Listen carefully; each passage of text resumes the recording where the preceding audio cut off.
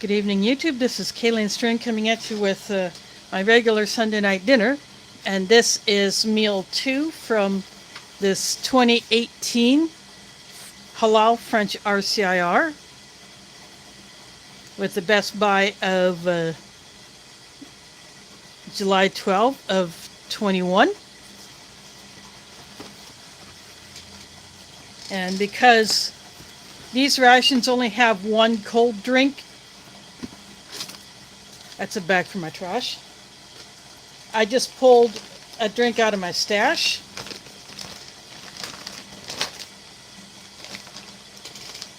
And because these only have one spread, I just pulled one of those out of my stash. So this is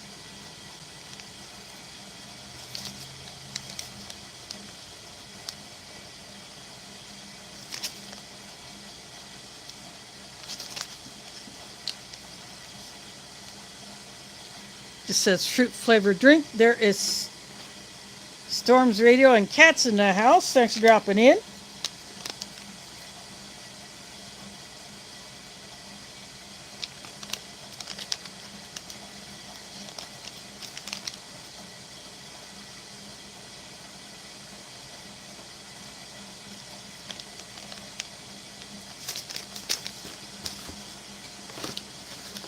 And for a hot drink, I chose, this is the Salmon black tea.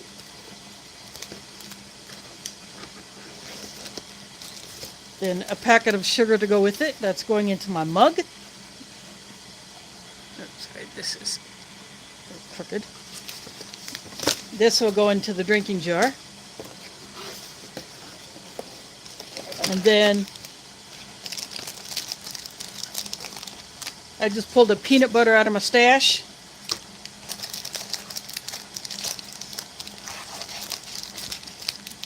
And then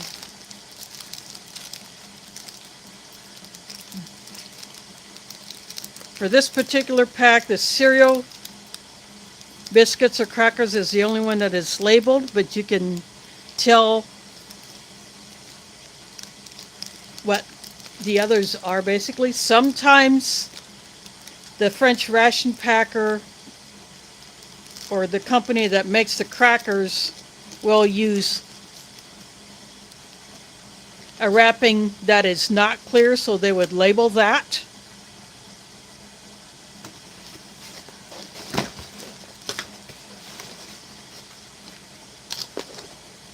And this is actually dates.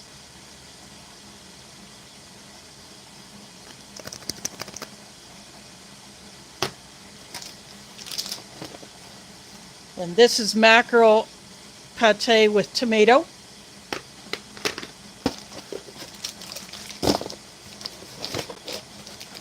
This is the main entree, salmon with rice and vegetables.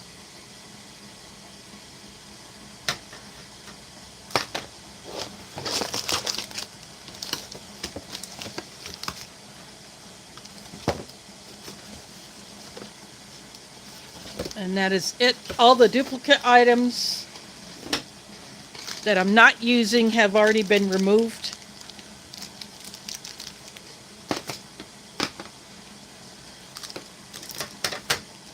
And then the 3 bars. The coffee flavored Commando bar. I really enjoy these.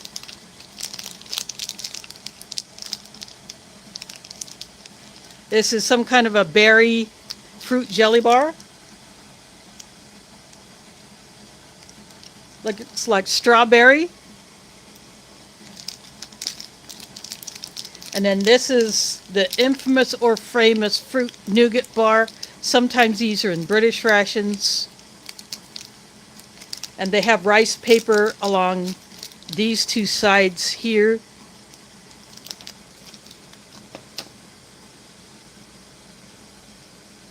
There is spicy tuna rolls here, Mama Styles. Cliff is here. Emphas is here.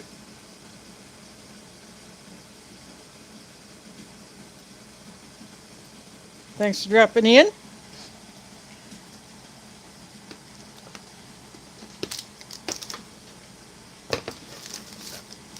And like the French drinks, these call for 500 mils of water, but I like to do it for a little bit less than that.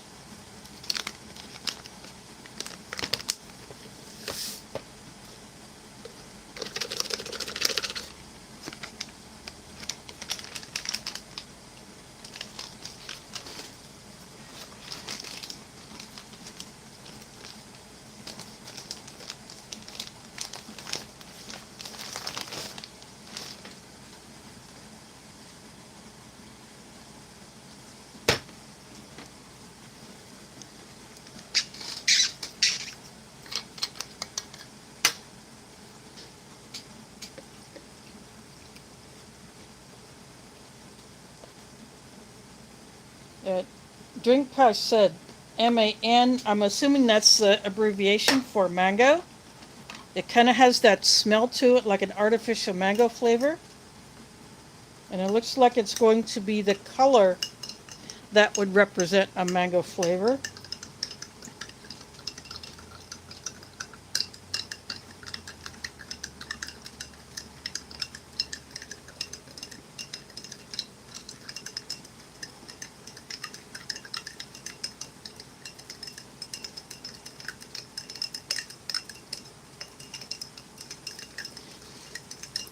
When I get into the other RCIR that I have, the one that is labeled without pork, I will have a coffee for one of the meals, and then I will have the green tea for the other meal.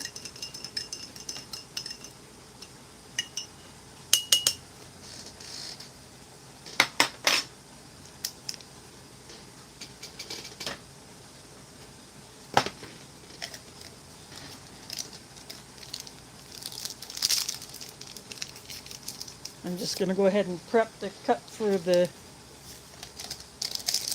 tea.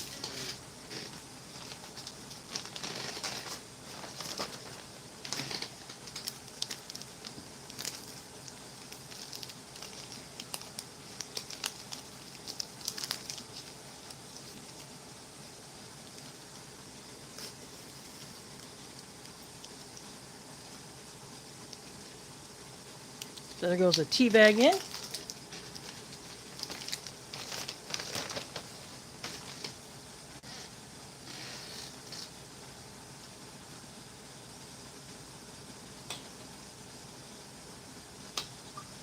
I just added a tiny bit more water to the drink mix.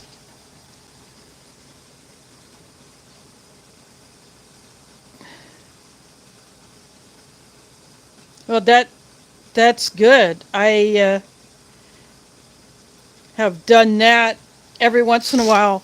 I may get rice to repack for long-term storage. Of course, in my latest haul video, I brought home a small bag of brown rice. That's my user. Because you don't want to store the brown rice. I did a larger bag of brown rice that's in the very first rice bucket I did. That's nothing but different rices. I have that in there. So no doubt that has probably gone to crap. So what I may end up doing is eventually, when I do have to, I think before I have to move out of this apartment, what I will do is I will open up that rice bucket, take that particular bag out and just toss it in the trash, and then move rice from the newest bucket I've done into that space to refill that bucket. So that's probably what I'll end up doing. That was before I learned that brown rice just does not store well. So anyway, I'm going to go put this into the pot to heat that up, and then I'll bring back the kettle for the tea.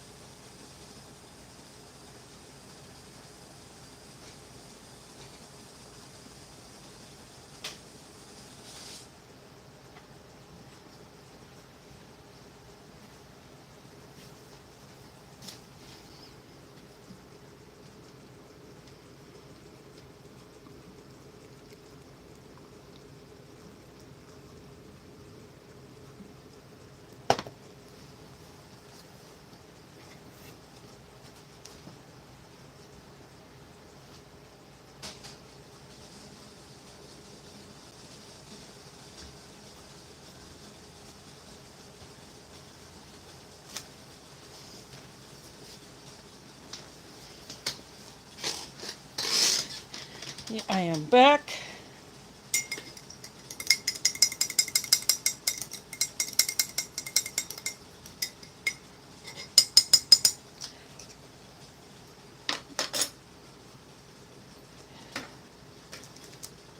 Just let that tea steep.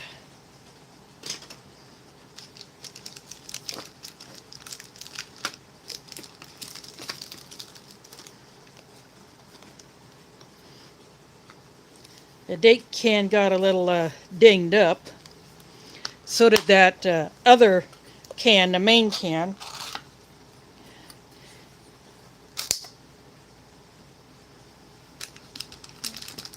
I'm going to go ahead and put these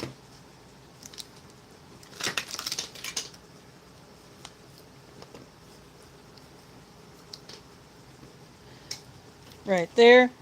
They treated these dates with the same kind of whatever things they use. There is Mike Crusher in the house. Whatever they use to treat their other fruits. So you can see the dates are really, really glossy.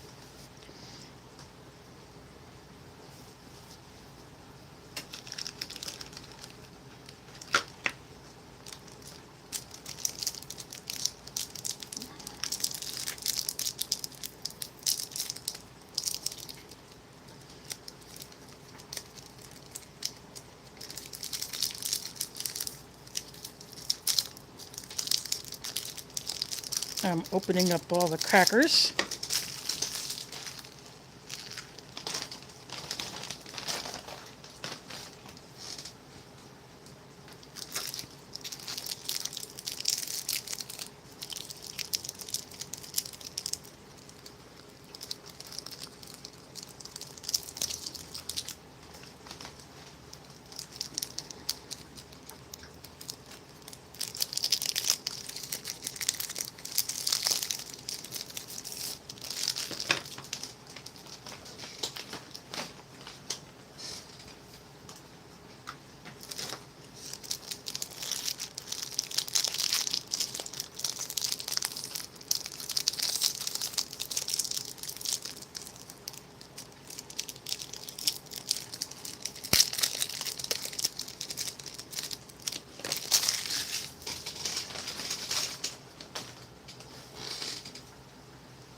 So that takes care of all the crackers opened up.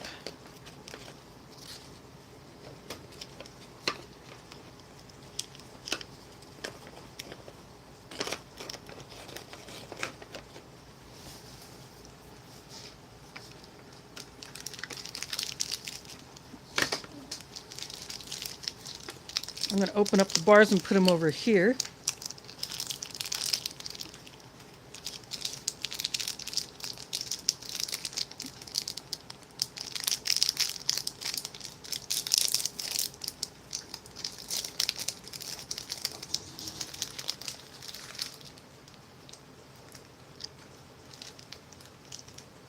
Very dark, very sugar crusted. Gives that little bit of crunch.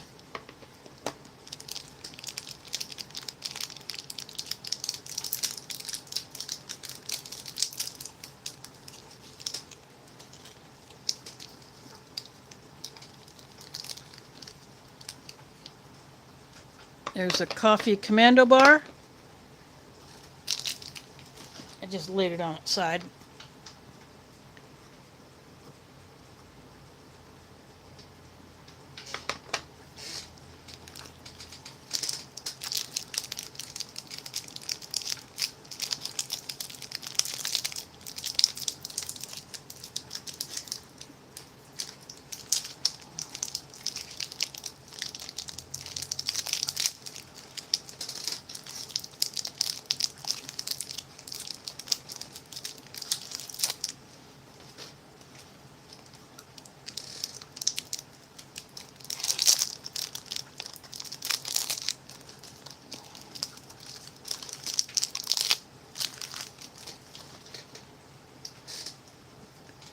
So this is rice paper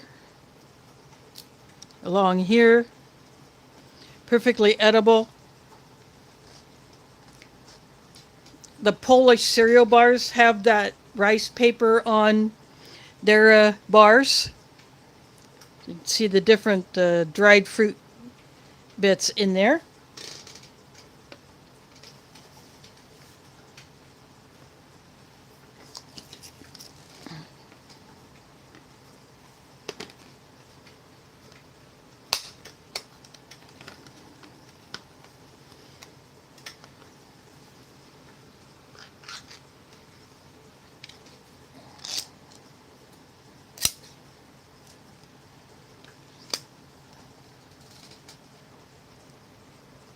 That reddish color comes from the tomato. So that will go right there.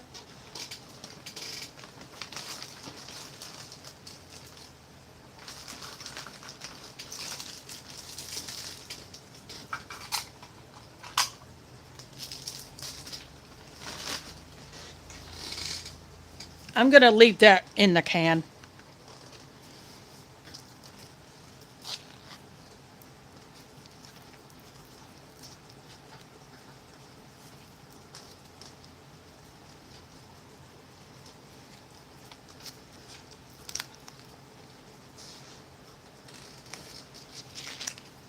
I just opened up the peanut butter.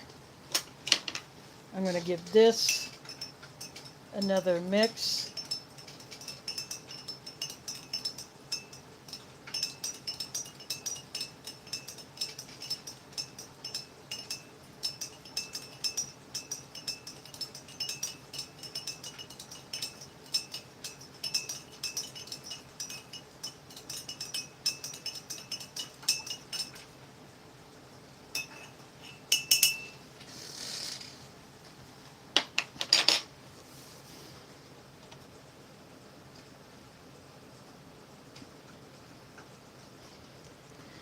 So, Mama Styles, I'm assuming you have had this particular RCIR before,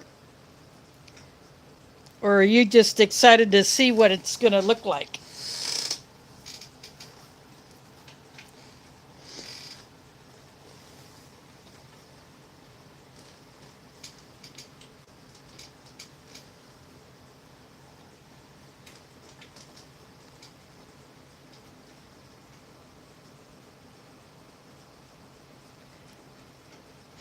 Yeah, some people, this smells like paint thinner.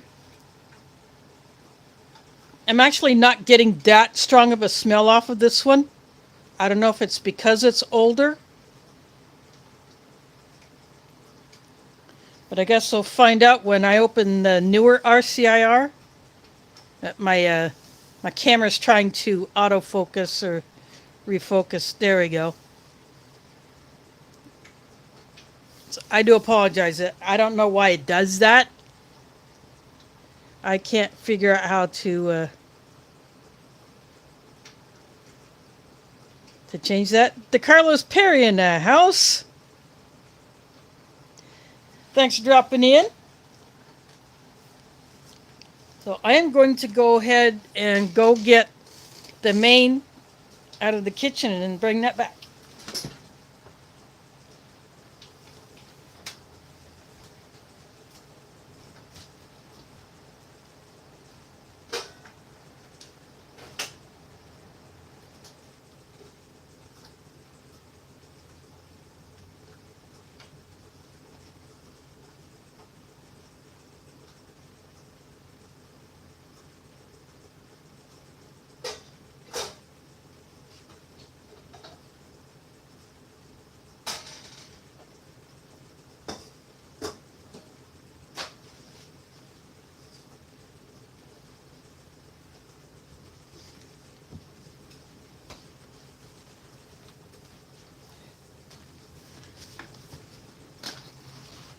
I am back.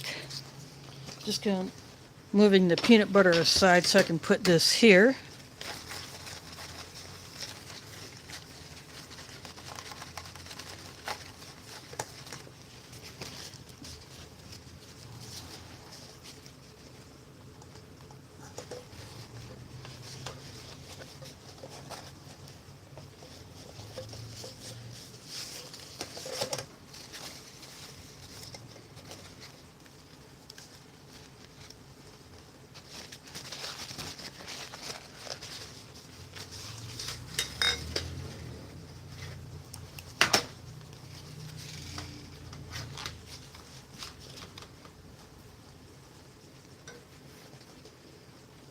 think before I open that up,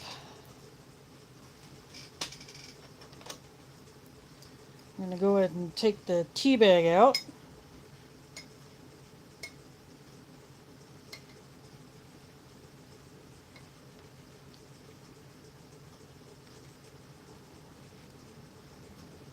Yes, I'm a tea bag squeezer because I want to get all that flavor out of there.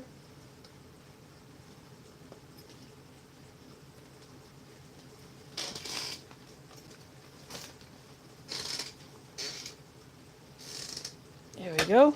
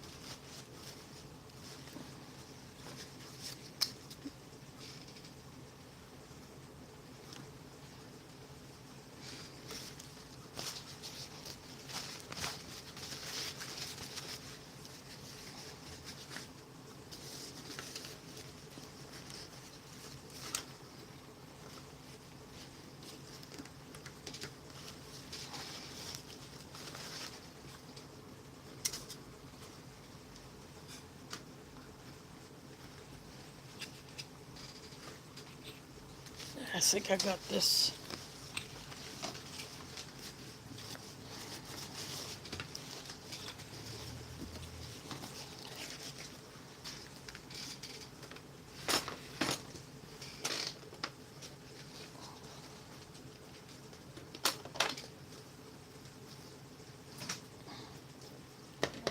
The salmon is in big pieces.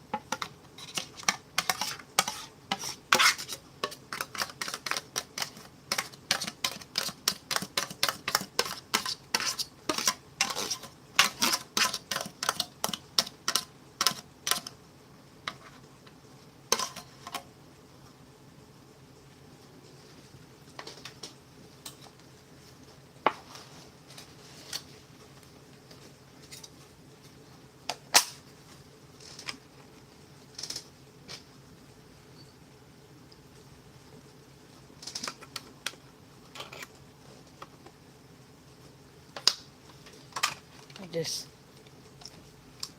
shove the lid back inside there.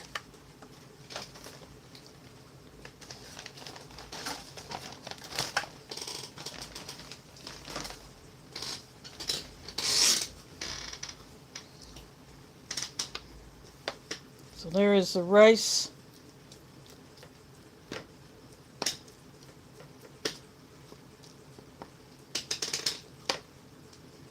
Let's see, it looks like red bell pepper.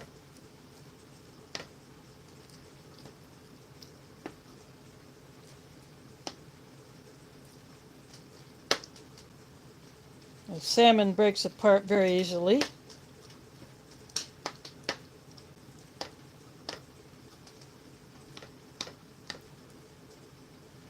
There's potato in here, I think.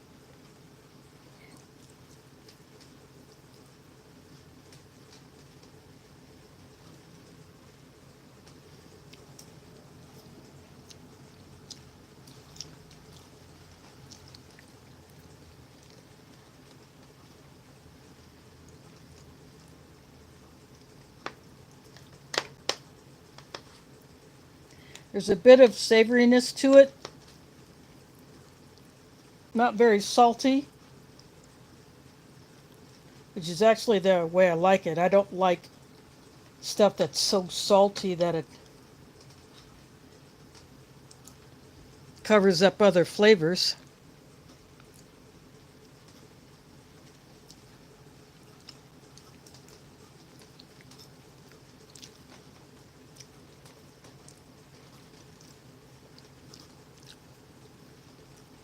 But the salmon flavor is definitely there. The rice is creamy, but yet it's still a bit firm, so that's good.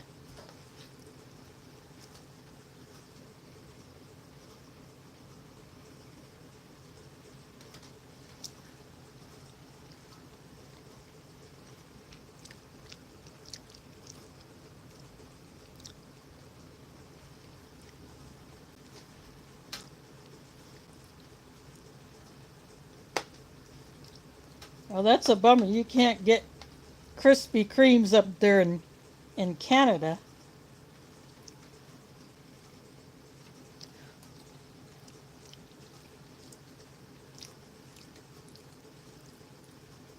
So far, I guess not potato. I guess it was just a clump of rice. I can't see any other veggies in here besides the red bell pepper. But I do like that it's in there.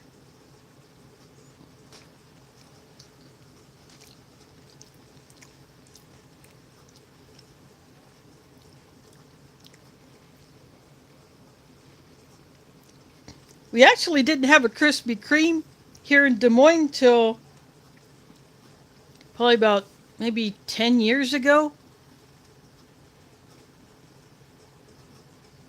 Or 15, I'm not sure, but we have always gotten donuts from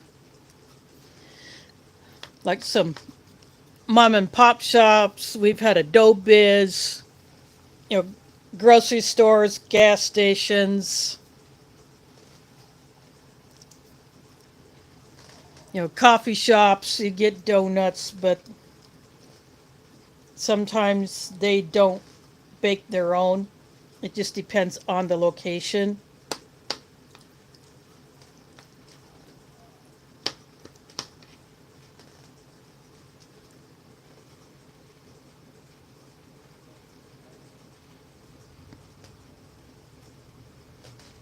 Yep. The dough biz. And then there's another one not too far from me called Cinnaholic. But I think their specialty is cinnamon rolls or cinnamon breads.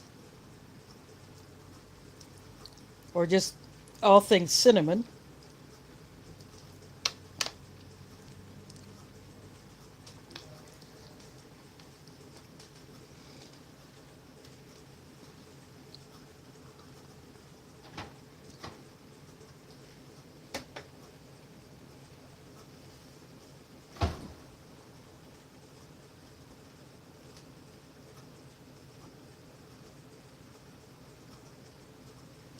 Well, I might have to go into a Krispy Kreme on my birthday if I'm not doing anything else. Get that focus back. And see if they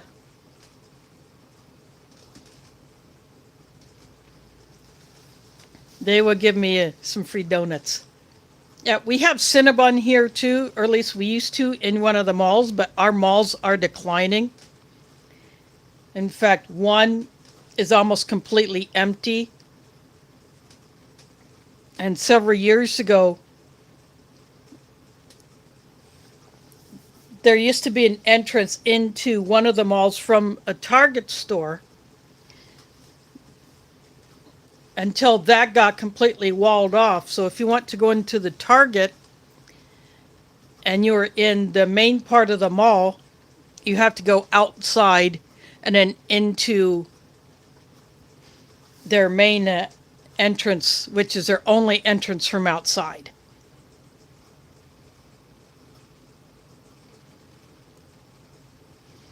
Yeah, I have heard about Tim Hortons. In fact, my friend up in London, Ontario, sent me a small can of a Tim Hortons coffee. And I really enjoyed that coffee.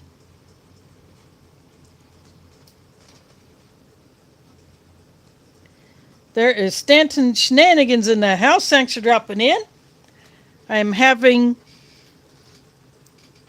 the salmon with rice and veggies. But so far, the only veggie I'm finding in here is red bell pepper. But it's still pretty good.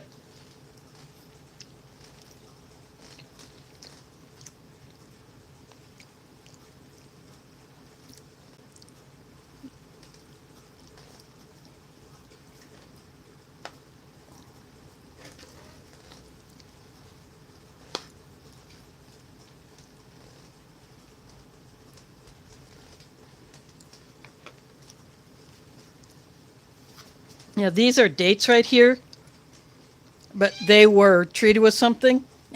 My cat.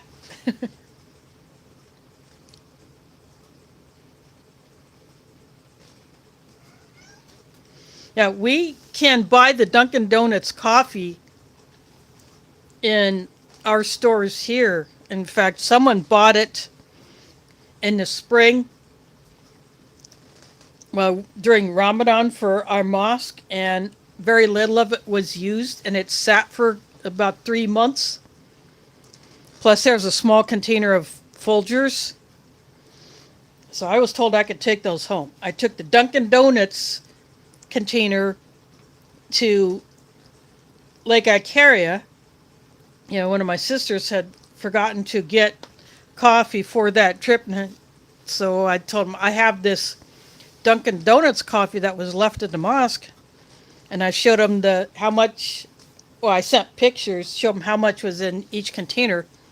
The Folgers one they didn't think would be enough. So I took the Dunkin' Donuts coffee, and then what we didn't use, or what was left over from that, I used that up. In fact, I just finished that off not too long ago. Of course, I also used up the Folgers coffee, and now I have those plastic containers that I can use for storage.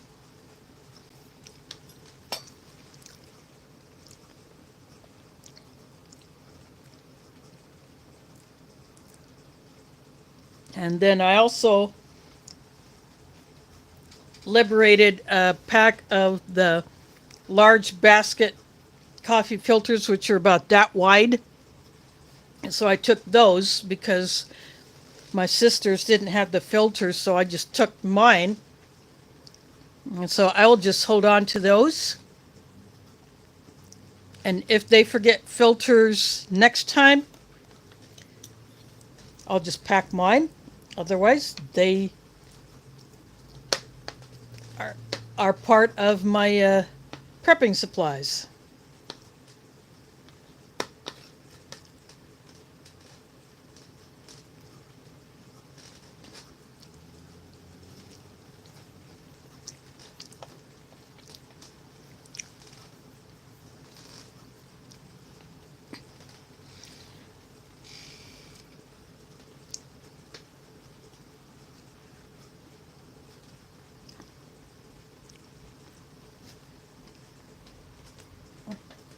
Yeah, that's definitely artificial mango.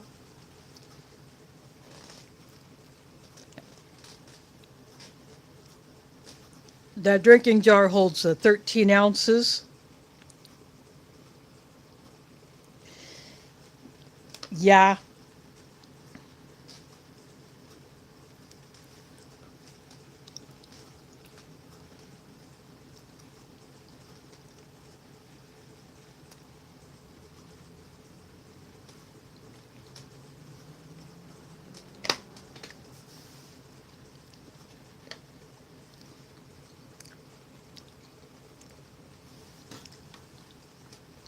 This is mackerel with potato or tomato.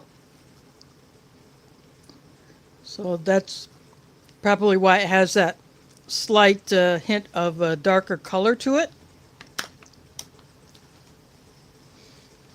Again, this is a halal RCIR.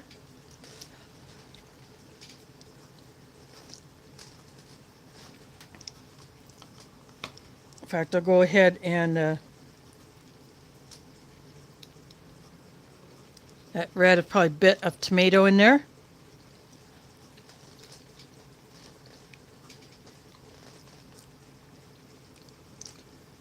The mackerel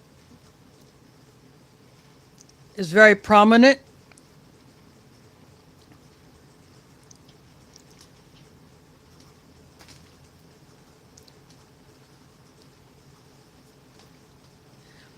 I'm surprised my cat is not going bonkers, but then again, if I open up chicken, she wants to be right there. Although when I ate that dented can of Vienna sausages,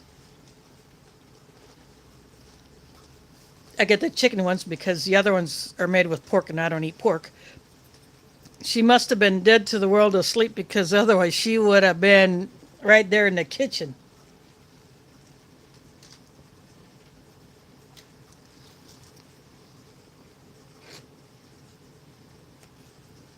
Let's see if this thing will scoop up with.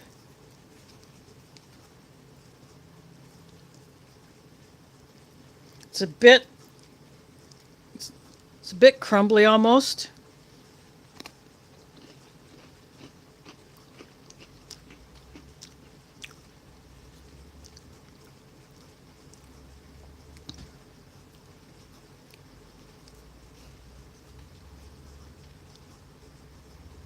But it's good with these.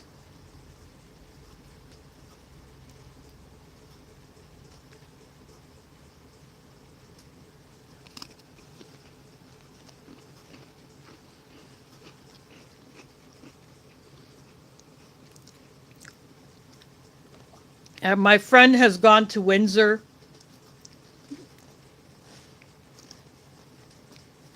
a number of times in the past, but she's been in London for I don't remember how many years.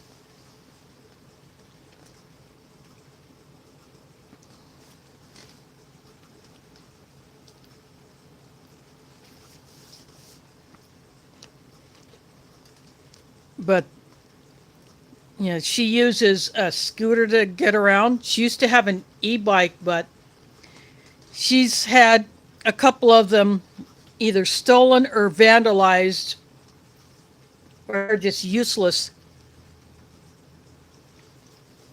And plus, her condition got a little worse, so she went for a scooter or power chair. And she has had issues with that where she'll try to go into certain places and either they don't have automatic doors or they don't work or the doors are just not wide enough.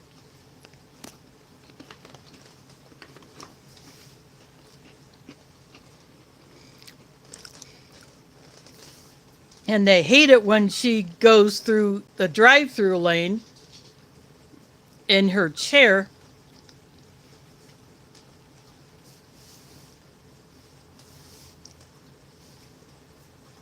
Or sometimes she's gone into places where the service is so bad, they screw up her orders. Then they say they'll make it right, but they only make it worse. Or don't do anything at all. Apparently some people in London do not like serving people with disabilities, even though it's clearly against the Canadian law. Yeah. So I'm going back to this.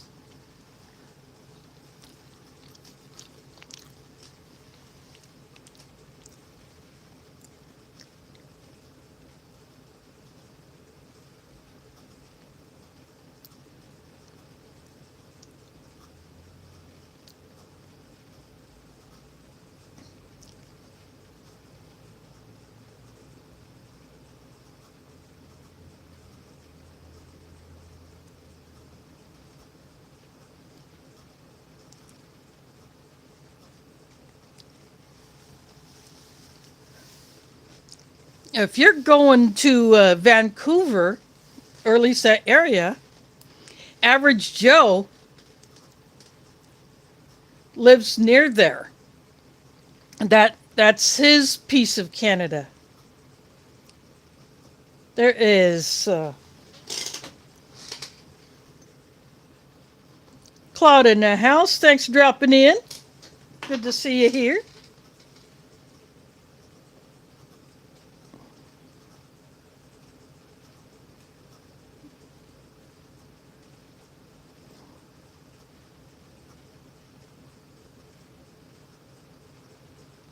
Oh, no doubt. You get into the fresh stuff,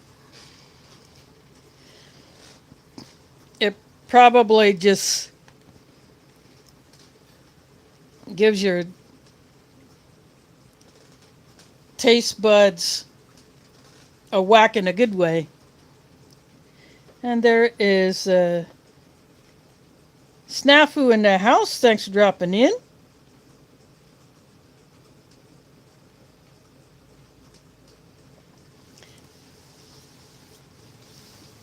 Yeah, I don't know how far that area is, where average Joe lives, but yeah, if it's not too far, and of course Elsie is there, it would be awesome if the three of you, once you get there, of course, or you hitch a ride with CT next time he's going that way, because I'm sure he has his stops in that area as well. But if the three of you could hook up, I think that would be a crap ton of fun.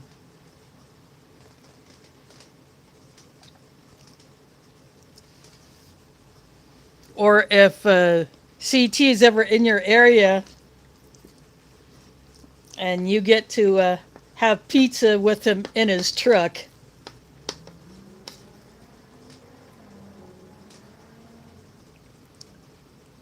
There is Tim in the house. Thanks for dropping in.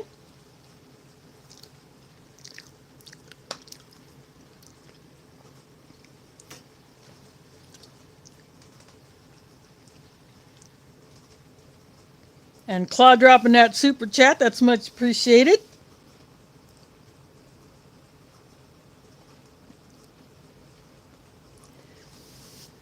That will definitely help out my channel.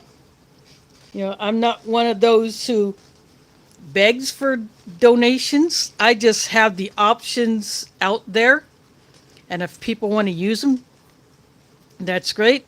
If they don't, I understand, because, I can't do that on many channels, although I am a member of a few channels, but I'm limiting to those ones. But yeah, this will definitely help out my channel. I will do something a little funky that someone had suggested when I was in another live chat, because she knows that I'm into the rations. And I have the components to do it. She was mentioning about doing something with ration components to make a survival meal. And she got kind of specific about it, but that's all I'm going to say about it. So that one will be a surprise. And so I looked through my stash of components, and I have put together something that I thought would be very fun. And I may do that before I get into the other RCIR.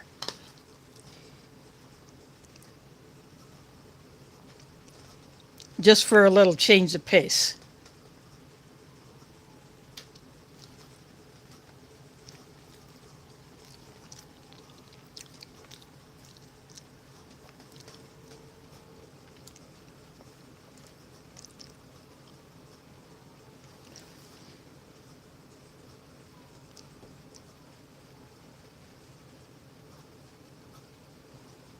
Yeah. Plus, it would take some time to get adjusted to the Thai culture, plus their climate. What can you do there? What kind of work you would be able to get if you could not start your own business, or unless you choose to retire there. Now, there's a YouTuber who plans on retiring to the Philippines, where his wife originally came from. In fact, they have the property, so they have gone there for vacations to the property that they own there. And yeah, he has already retired, but he does a little side hustle. And then when his wife retires, that is when they will move to the Philippines, to their property there. And then that way they can both do just some kind of odd jobs or whatever, more for the fun of it, not just the income, because they will have their pensions.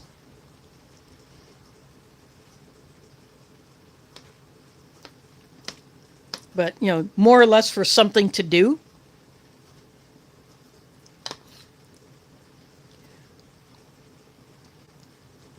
But I have seen the videos from that place, and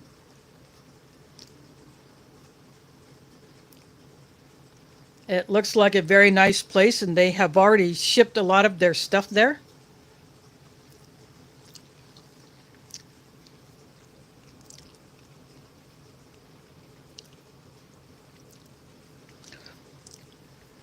Yeah, you got to stick around at least a little while.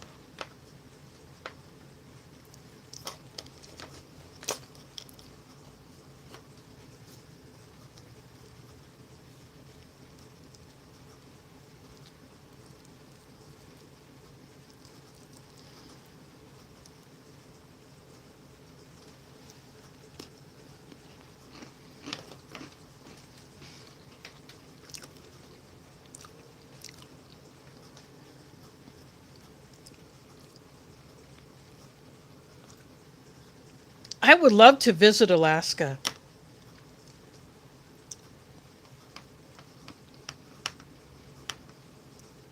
Yeah, Morgan of Road Preparedness has gone back to Alaska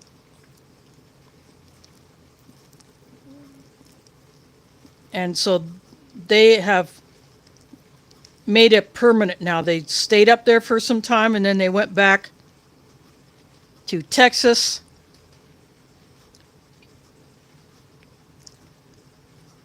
And now they are set up in Alaska. They have their chickens and quails.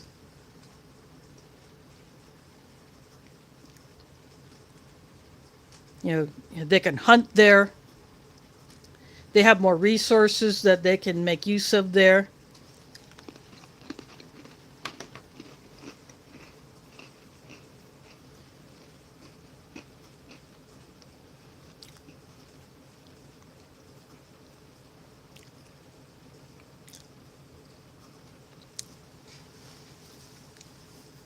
Now that would be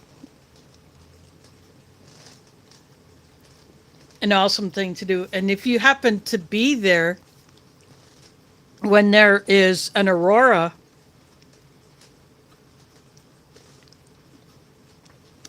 you would be in a prime position to see that if you're far enough out to see away from lights. You could probably get an awesome look at an aurora if it happens to be going on while you're there.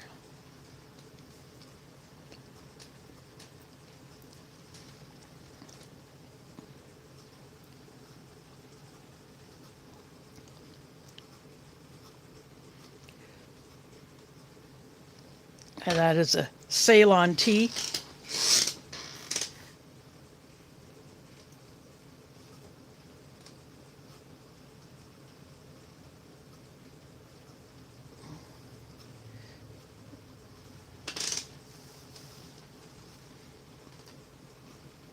Yeah, I watch the channel Alaska Granny. She has done cruises. She lives part of the time in Alaska. Then she also has a property in the Southwest, so she will go down there. And then she has what she calls her granny camper, and that is permanently located in the lower 48. So she goes down there, she can hop in that and then travel around to visit relatives or friends or just to go on a vacation with that. And she has done videos on that, on how she keeps that stocked up, what things she has done to solve some particular issues. And of course, she has her grandkids that she loves to hang out with.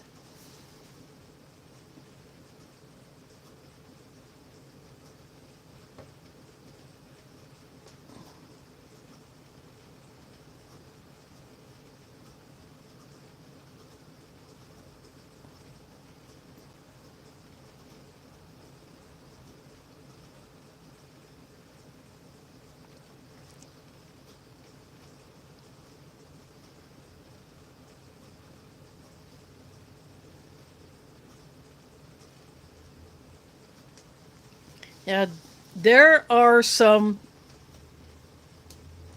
people that I know who have traveled to Singapore, and sometimes they'll use it as a stopover place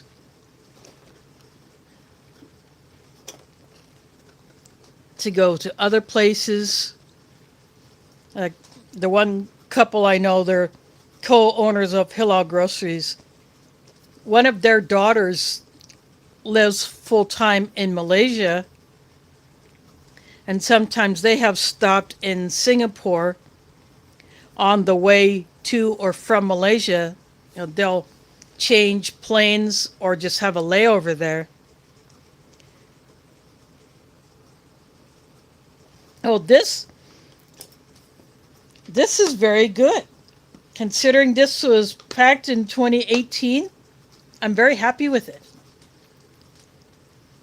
Only problem is, I'm only seeing red bell pepper for a vegetable in here.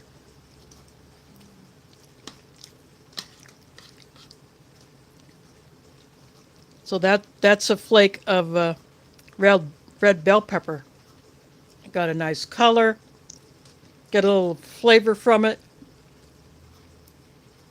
Just the right amount of saltiness. Doesn't cover up the flavor of the salmon.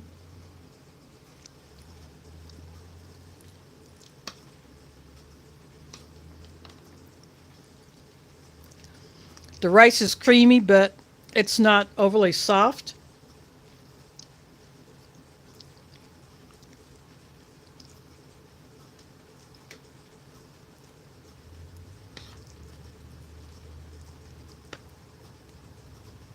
So I'm definitely enjoying this.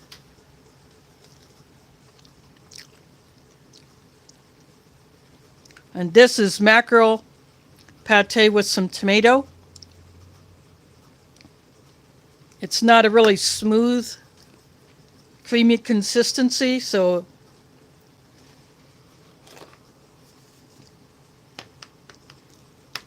you try to dip the cracker in it, it's more likely it might fall off.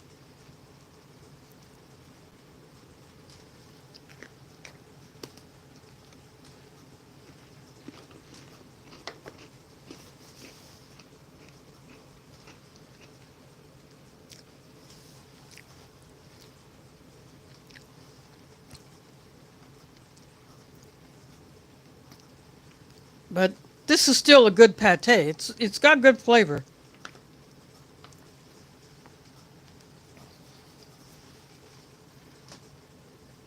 A little different, the something a little different from just a plain canned mackerel.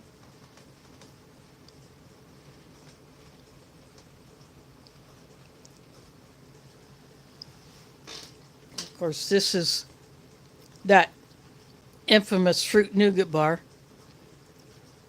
This one just tastes like it's been around a while. It doesn't have a strong smell.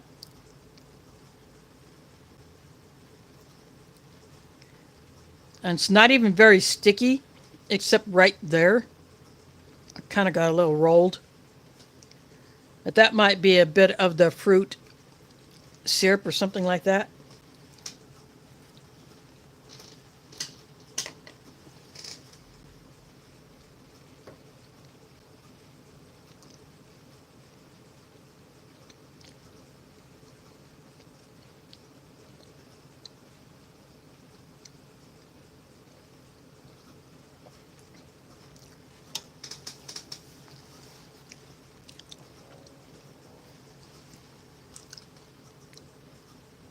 Yeah, that is one heck of a long flight.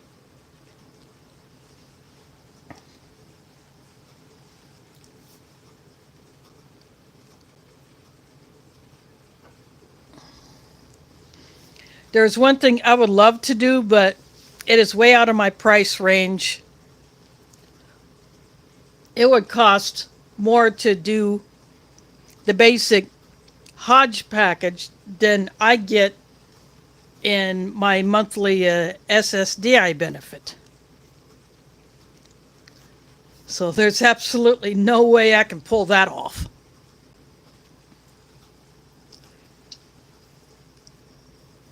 So that one is just not going to happen. One place I would love to go is Poland.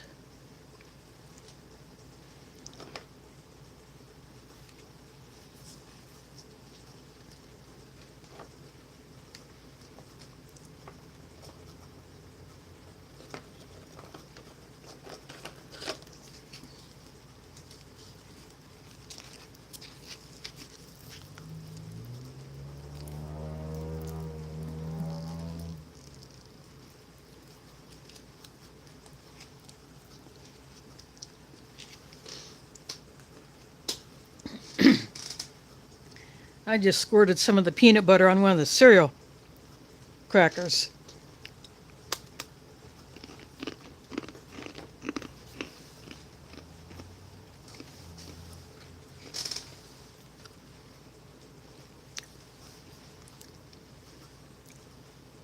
These have a bit more crunch than these salty ones.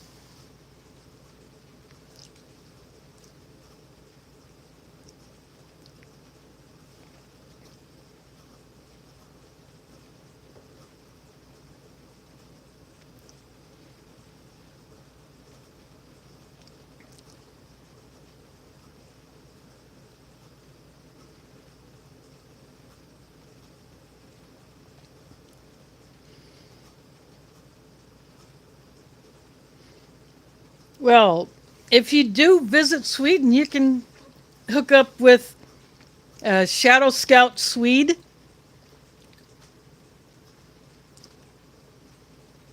He does his live chats. It would be early afternoon U.S. times.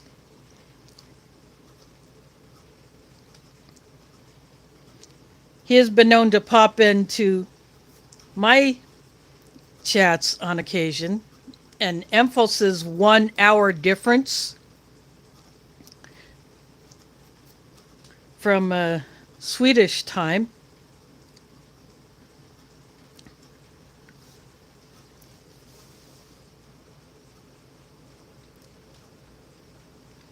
Now, there's a bit of Irish on my late dad's side, but I am more Polish than anything else. My dad used to call himself a Heinz 57 or a mutt.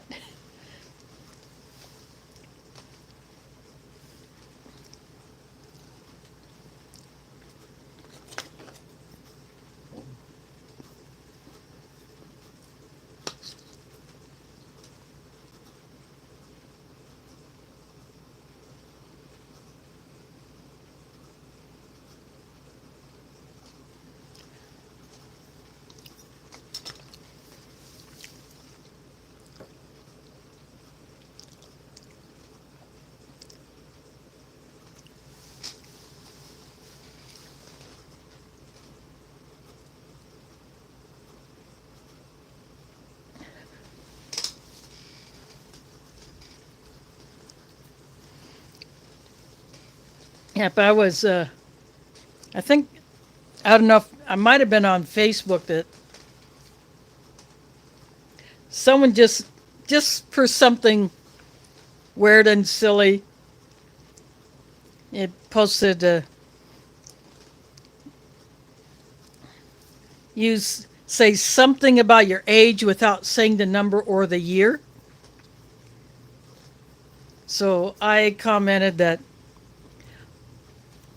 my age you know, is related to a condiment.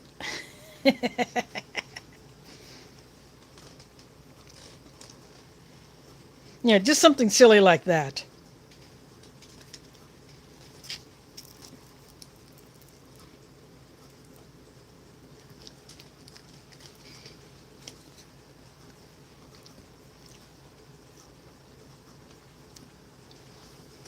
Take a drink of the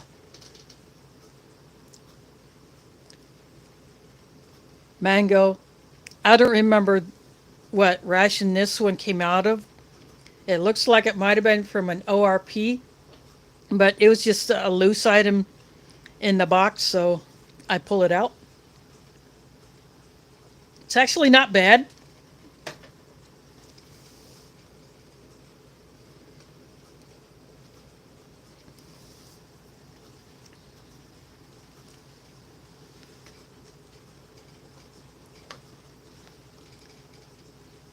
I'm going to take a bite of the coffee Commando bar.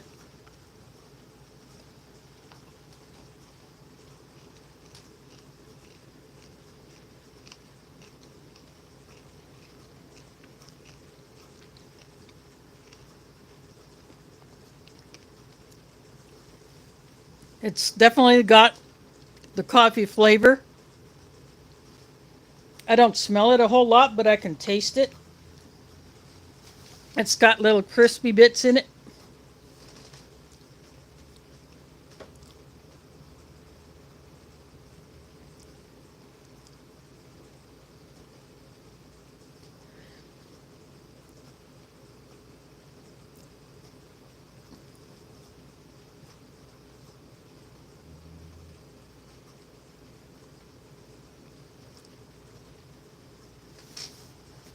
Yeah, I am 57 for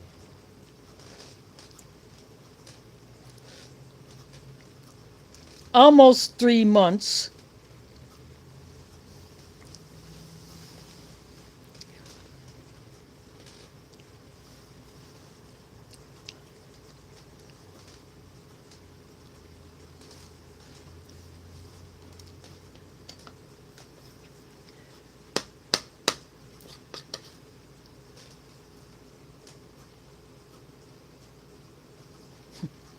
I was 3, so I was a young pup then.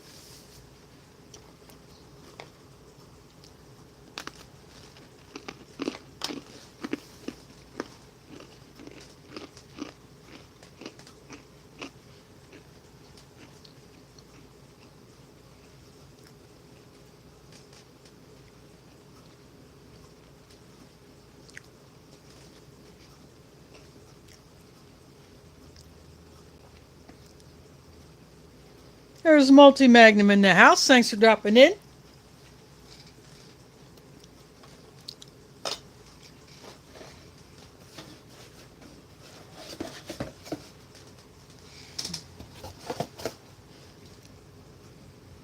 I'm having the rice with salmon and vegetables.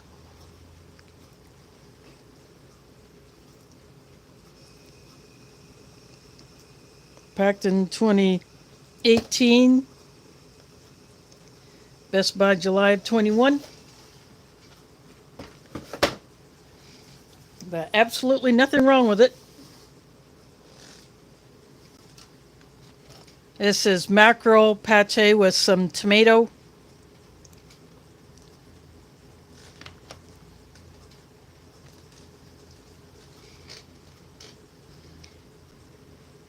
The infamous fruit nougat bar.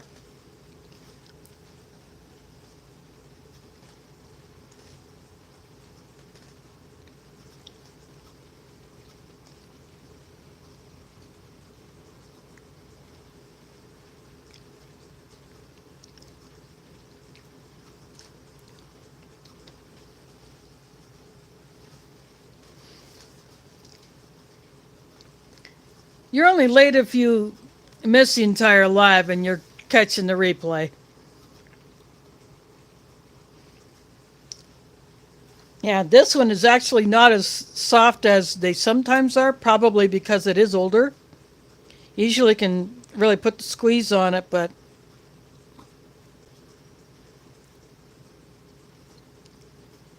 Earl, I'll just completely knock this one back and you won't have to see it anymore.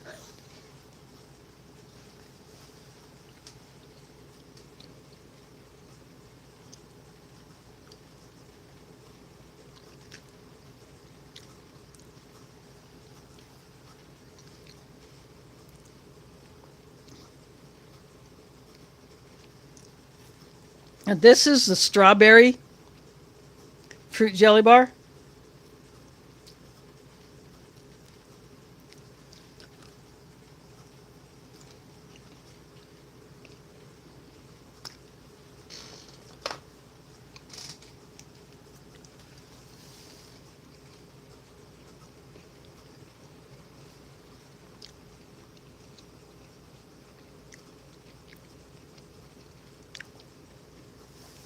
This nougat bar, there's not a very strong smell to it.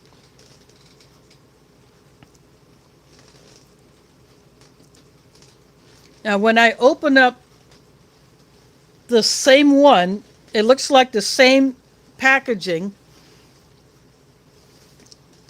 In the newer RCIR, the one that is simply labeled without pork,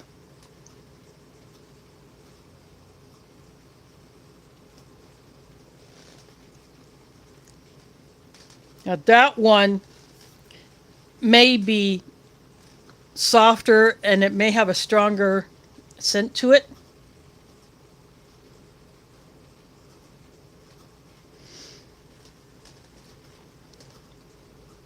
And speaking of, there is Shadow Scout Suite in the house.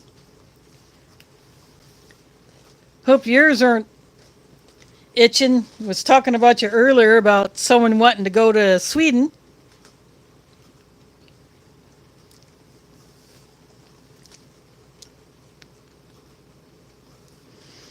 Yeah, these coffee Commando bars.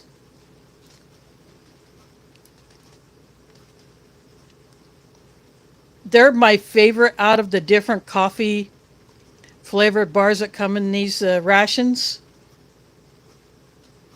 At least last week I had the strawberry one. Or no, it was red fruit. Just call it red fruit, so it was mixed berry of some kind. But yeah, I really like these coffee bars, and the Commando bar is actually my favorite.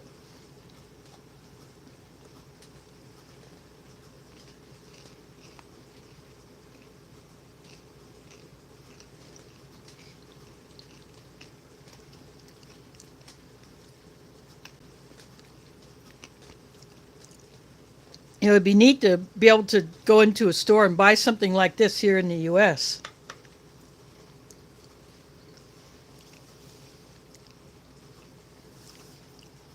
Now these are dates here. They're glossy because they treat them with the same substance that they treat their prunes. But the variety is called Deglet Noor. and they're usually sourced from Tunisia. At least packages of them that I have had. Yeah, this would be like the old Chuckles or those orange slices that you can find here. You know, they're almost the color of this drink.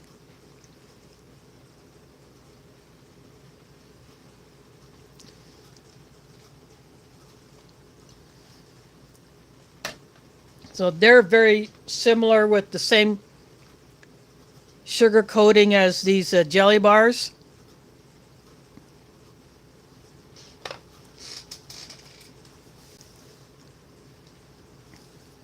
Have peanut butter here because these rations only come with one spread. So I've been putting it on the cereal crackers, and I'll probably put some of it on the chocolate ones.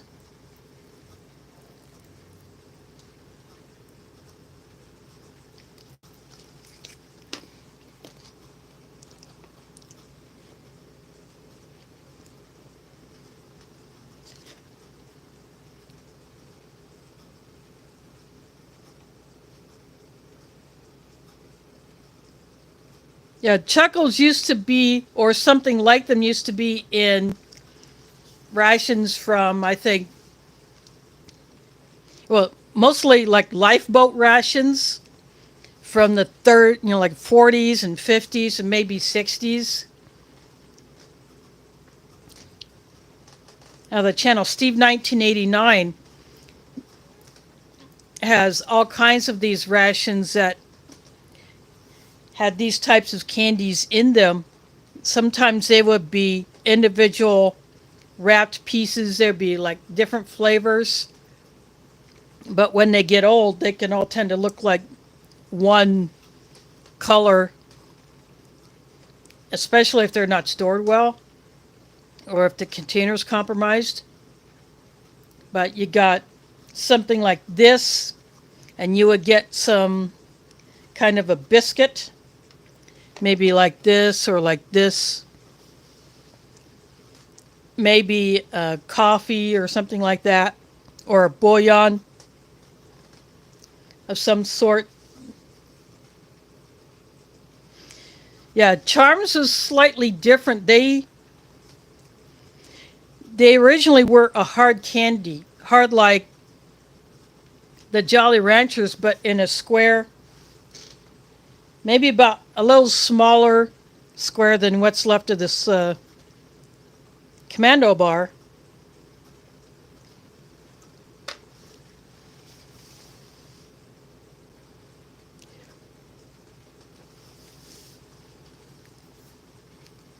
But if you can get those in very, very good condition, they would still be hard. You would be able to easily unwrap them and even eat them. But since they haven't been made for a long time, at least not that I have heard,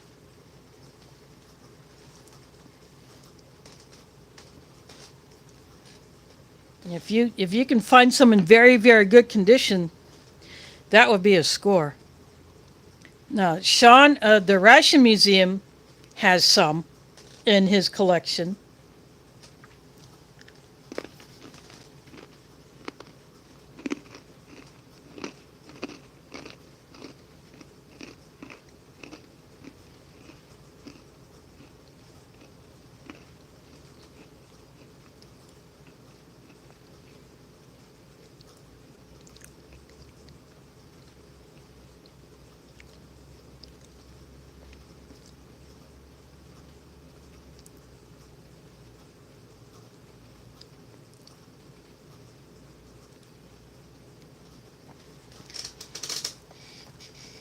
Yep, I also remember getting Charms as a kid.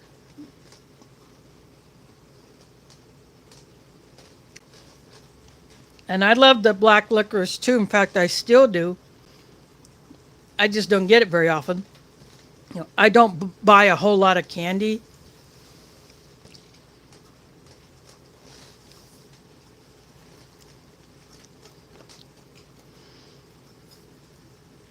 Once in a great while, I might buy some.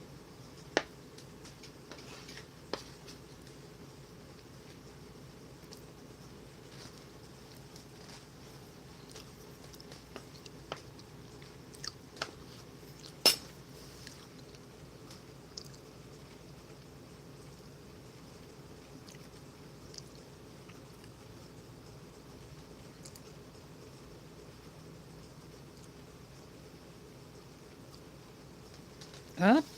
Taste change, I guess. There, there are things that I didn't used to like when I was a kid, but now I have no problem with eating it.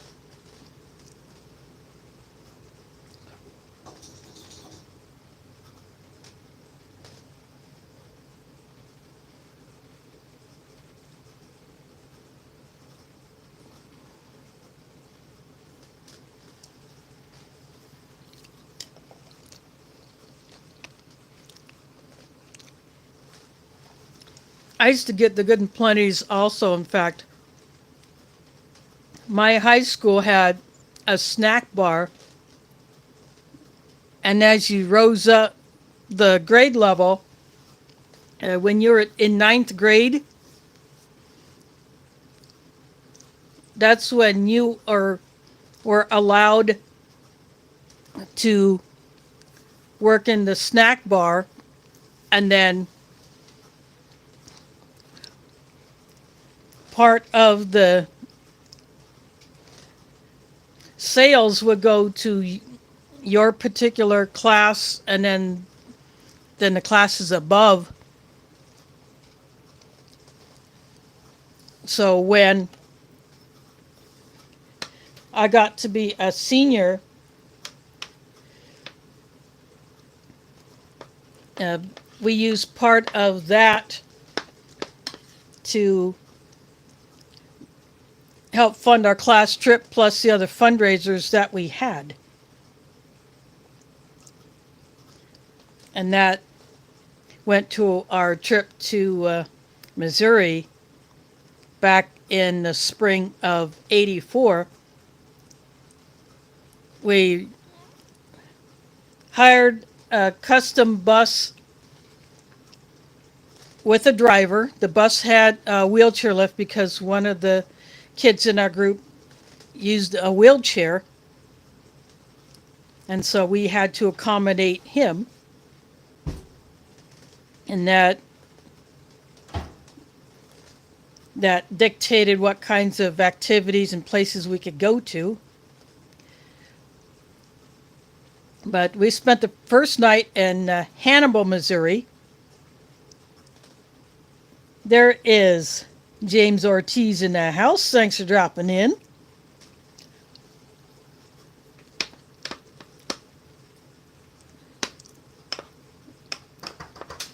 Hold on.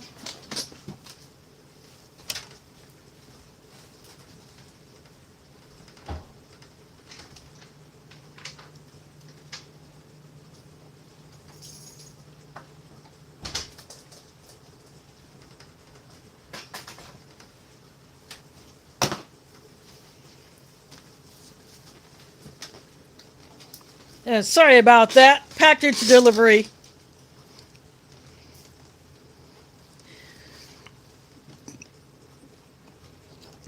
They're supposed to call or text me on arrival, but I never saw a notification coming up on my screen. So I'm assuming that either someone else let the driver in, or the door was partially, it wasn't fully closed, because we have had issues with it, and it has been reported that the door is very hard to open and close. So I'm assuming that's how the driver got up, or either that, or left it on the step, someone brought it in and saw that it was addressed to me and so brought it up.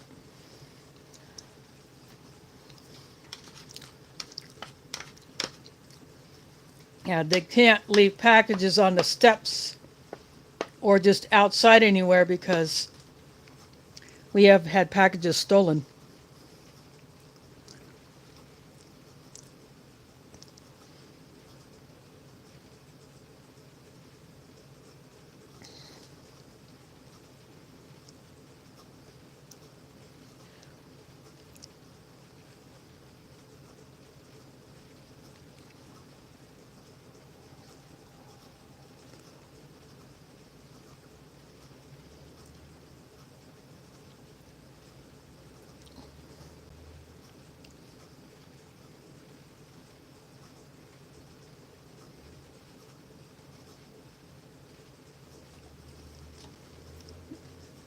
I'm scrolling back through the chat to see what I missed about what on the Amazon, Claude.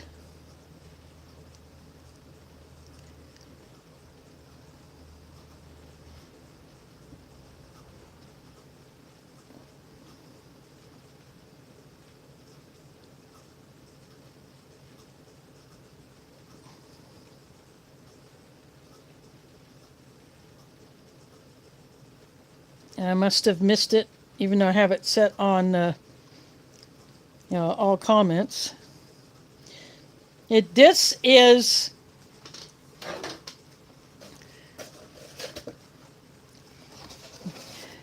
the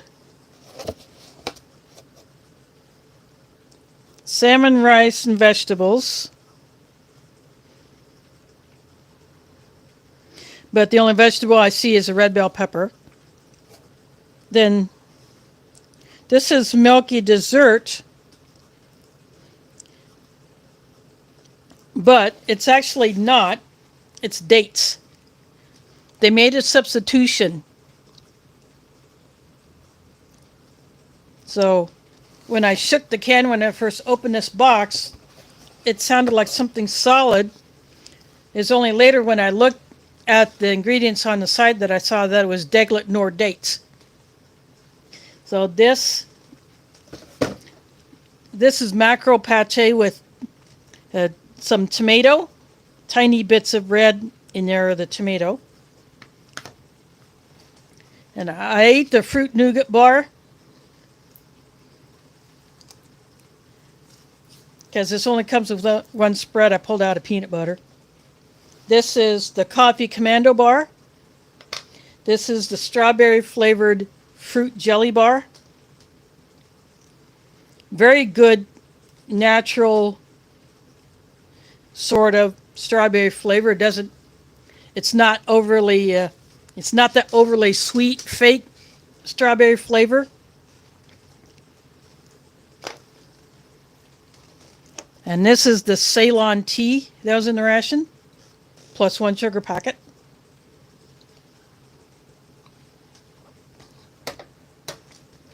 I drank the only cold drink mix that was in here, so I got a mango drink mix in the drinking jar.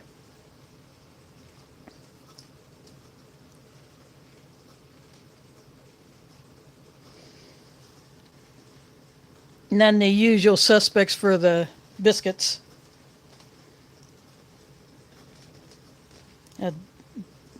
These do not have the crunch that the cereal biscuits do.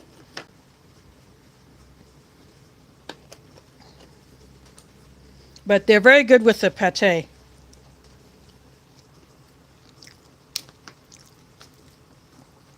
Because this is not a smooth and creamy pate, it's kind of hard to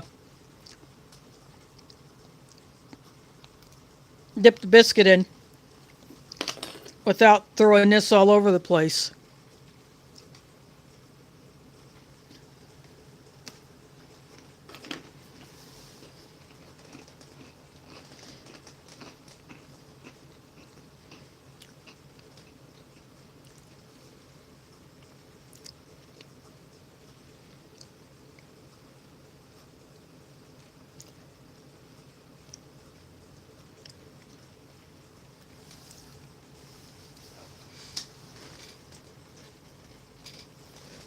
Yeah, Infos, I bet pickling is very popular there as a way to preserve vegetables.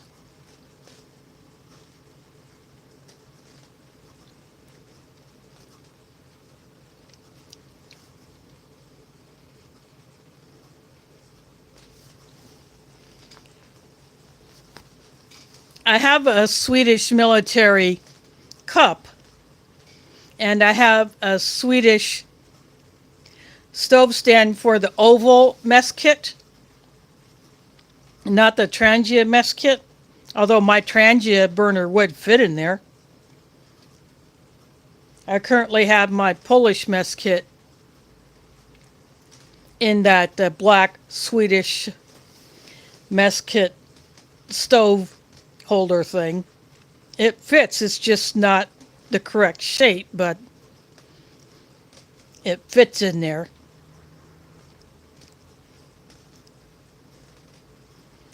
That one was actually sent to me with the mess kit, and the guy thought it was Polish, but when I saw the 3 crowns and that it was not the same shape as the Polish mess kit, I knew it could not be Polish. So those are the Swedish items that I own.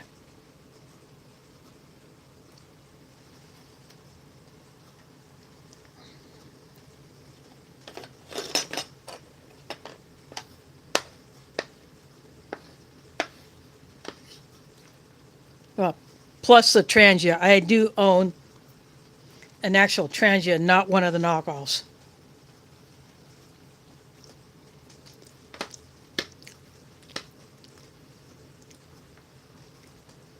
But I have not lit it yet.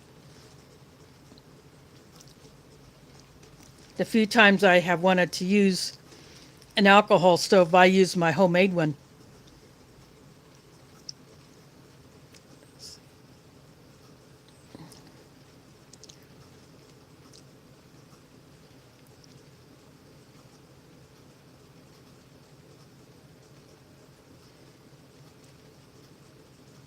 Well, Missouri, that's just south of Iowa.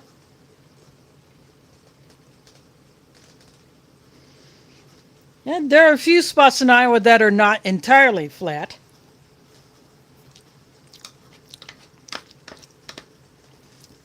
Not as flat as Kansas.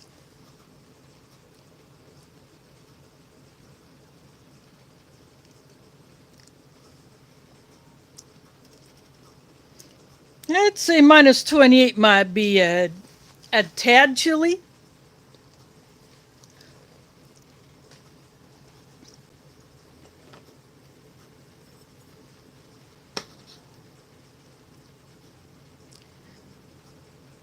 Yeah, I might want to add an extra layer.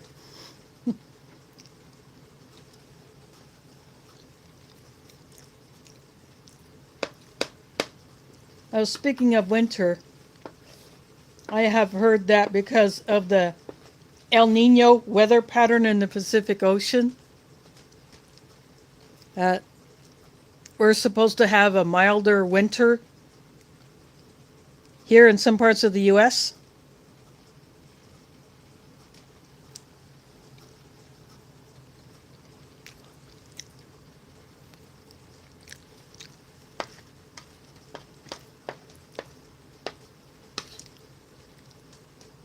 Yeah, I would go to or back to Nebraska before I would go to Kansas again. Now, if I have to stop in Kansas on the way somewhere, yeah.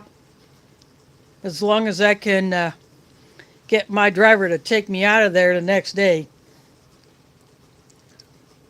Yeah, I have seen that in some Alaska channels that I've seen. They've had some snow already.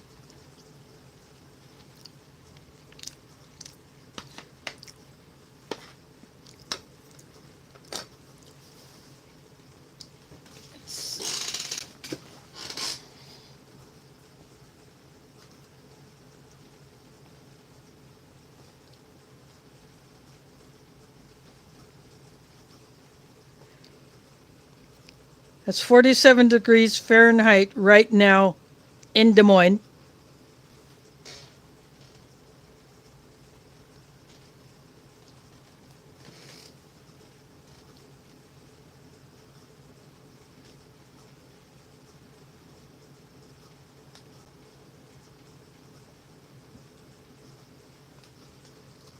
8 degrees Celsius. I just switched it.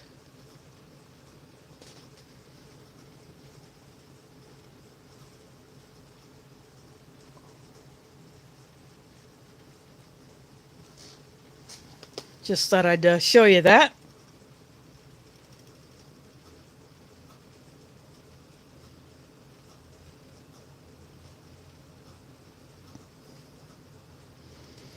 Yeah, Casey's is expanding. In fact, there's actually a Casey's just a few blocks to the north of where I'm at. It's near there's a high school that's in that general area. So it's a very new Casey's, so I don't think it's even 4 months old yet.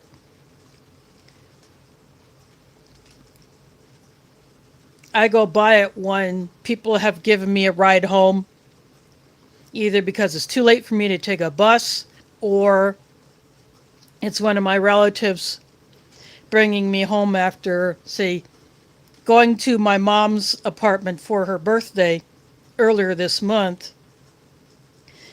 We passed that Casey's, so usually I have not gotten to a Casey's because they're not in this general area. Well, now there is one, so I guess I have an excuse to go check it out one of these days.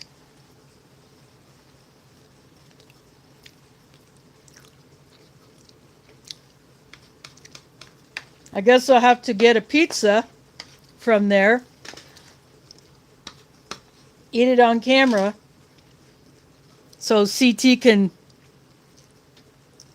see another Casey's pizza.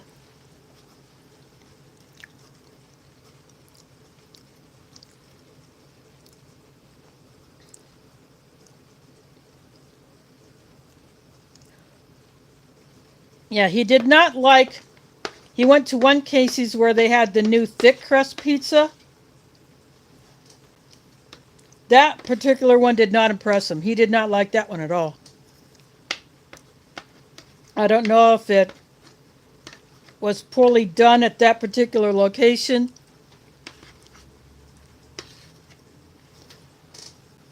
or if there's something else going on with it that he didn't like about that particular thick crust or deep dish pizza.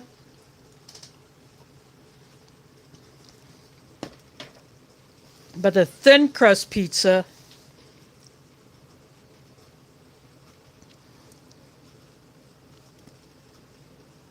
he likes those.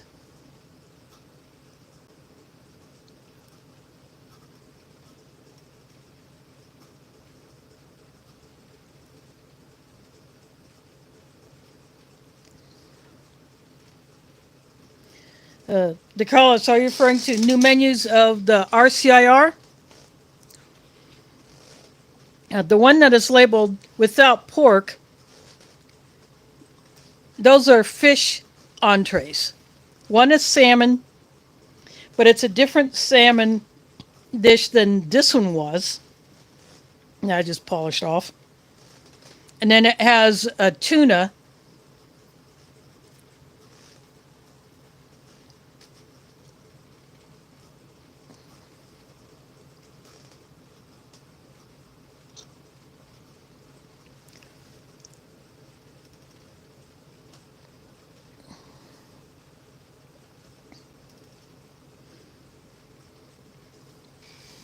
Of course, I don't buy gas because I don't drive. I've had someone ask me, why don't you buy gas? And I said, I don't know what to put it in. You know, I don't own anything that would use it.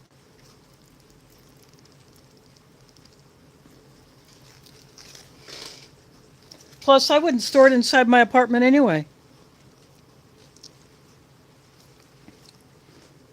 I would have to keep it out on the deck, and then I would have to cover it so it would be concealed as to what it actually is, and I really don't want to do that.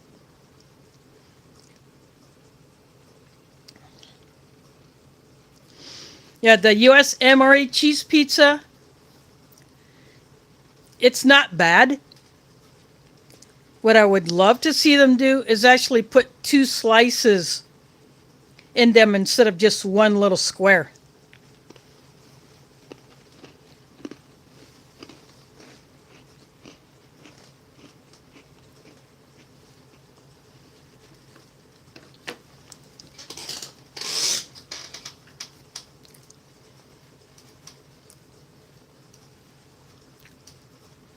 I just put that peanut butter in the last bite of that salty cracker instead of the cereal one, but that's okay.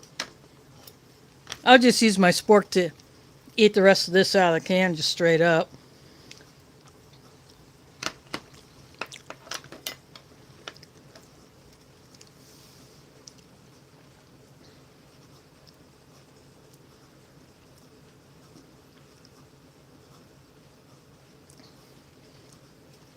Yeah, the Bee Gees were hot back in that time. In fact, I think a couple of us used Bee Gees lunch boxes when we would go to something like a day camp yeah, or someplace where we had to take our own lunch.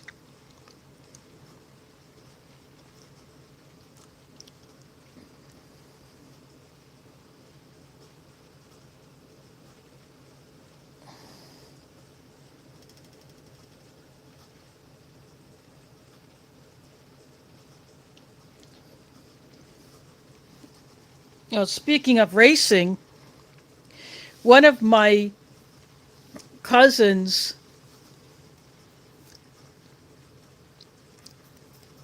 is actually into the stock car racing.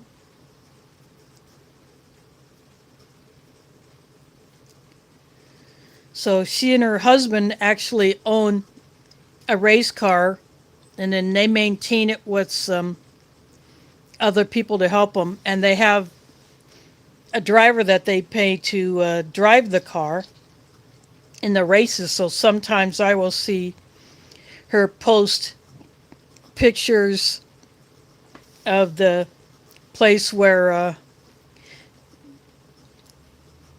different races are held.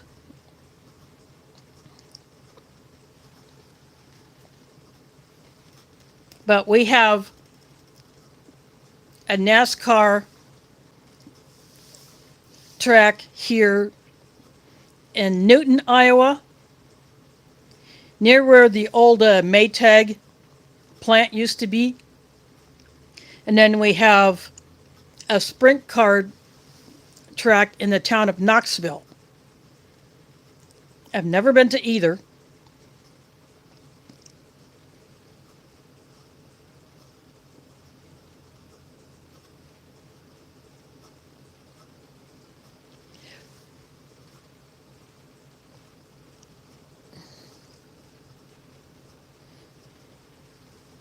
Yeah, my oldest sister was 2 years old or no, she was just a year old in '63. Yeah, my oldest sister was born in '62. Or no, she was born in '63 or yeah. Anyway,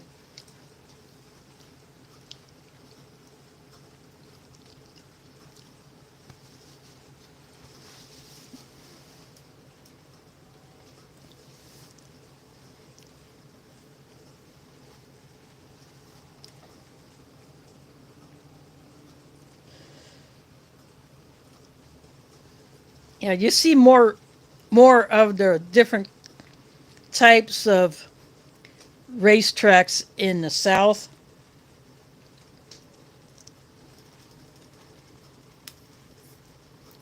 Especially if they're the NASCAR level. I mean, you have the Indianapolis Motor Speedway.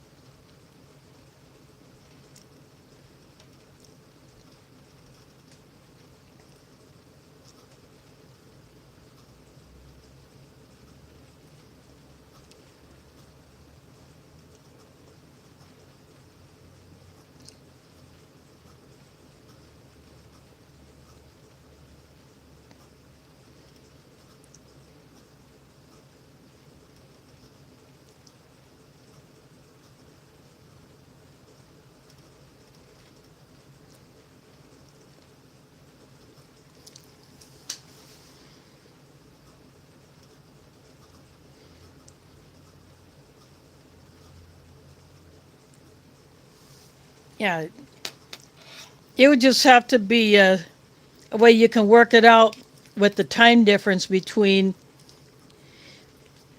U.S. and Sweden.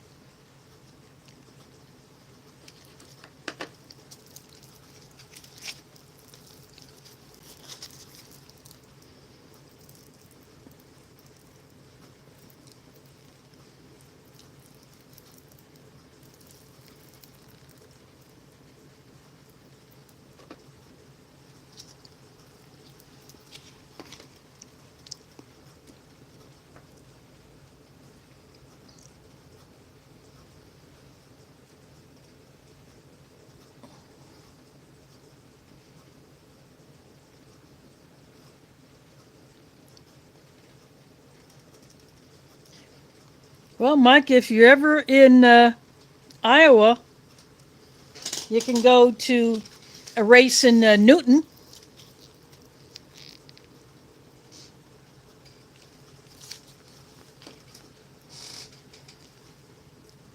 You might enjoy that.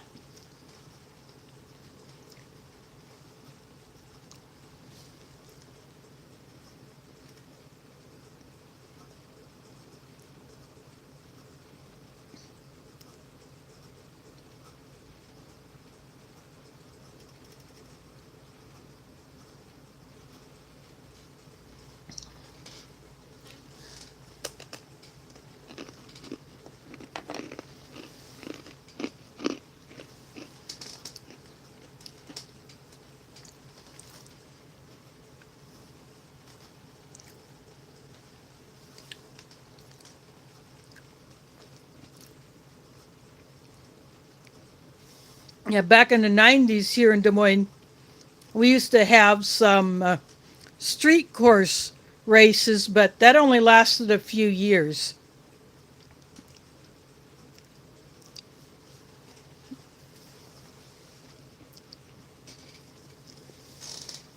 And it went around two of the downtown senior and disabled accessible apartment buildings. And if you lived in one of those buildings, you had to have some kind of a badge so that when you went through the skywalk to get to your building, that you would be allowed to go past that point, a certain point. Otherwise, you would not be allowed to go back to your apartment.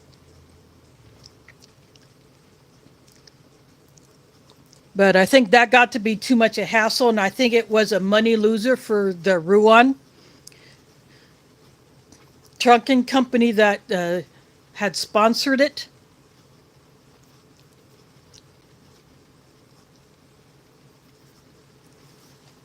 You know, and it was a hassle to block off the streets and the sidewalks. Yeah, the Rouen Grand Prix was what it was called at the time. And people would stand in the skywalks over those streets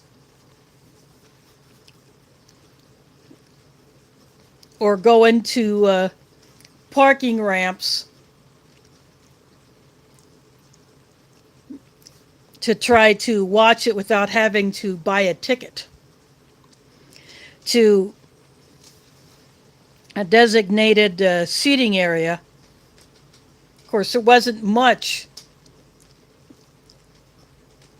You know, it would have been better to watch an online or watch on TV if it was broadcasted on a local TV channel.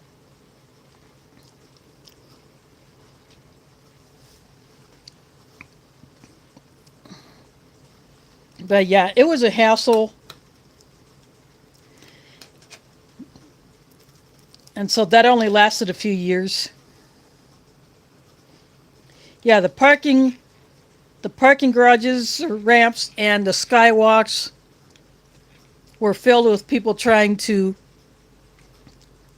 watch it from there, or if they had a spot in a building that had a window overlooking that particular part of the course, then they would be standing at those windows.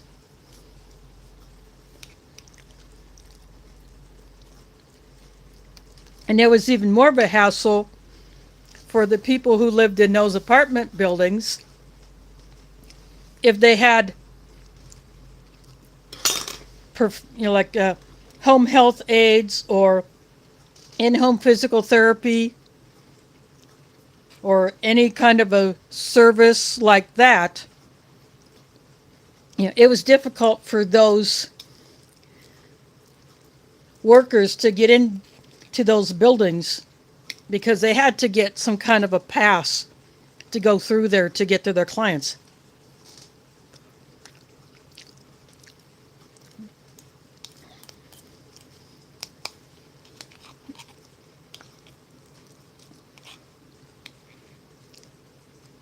And bus traffic was also rerouted.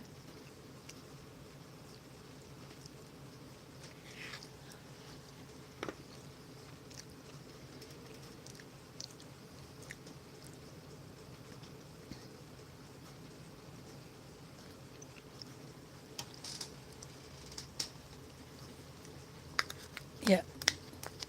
The sprint car track that we have in Knoxville, I know nothing about that other than what kind of cars race on it and where it's at. That's pretty much it.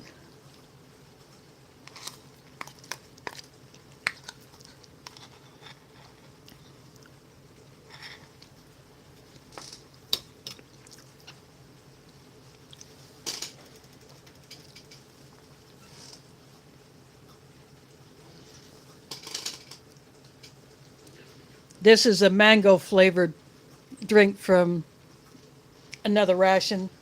I think it came in that box that, my phone went kind of crooked. There we go. It came in that box of stuff from Mike. It's not bad, but I'm glad I mixed it up strong instead of using the full amount of water it called for.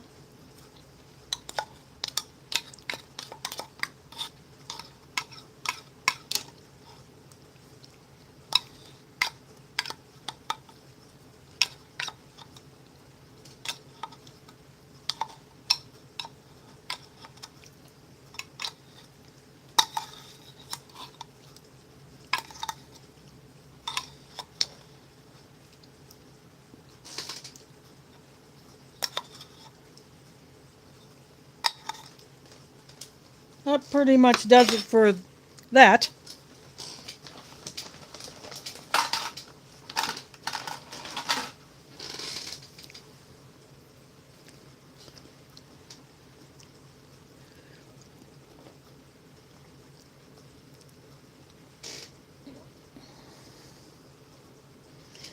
Yeah, I think this might be from a British ORP or it could be from a German Ration.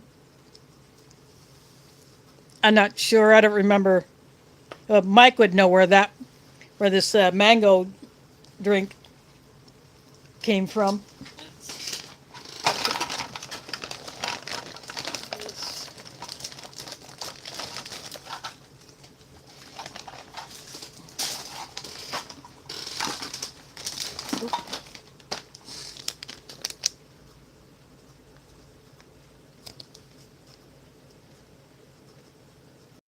Oops, sorry about that brief disconnect. See, it says MAN for mango. That'll be the best buy date on there. Yeah, I kind of thought so, given the coloring.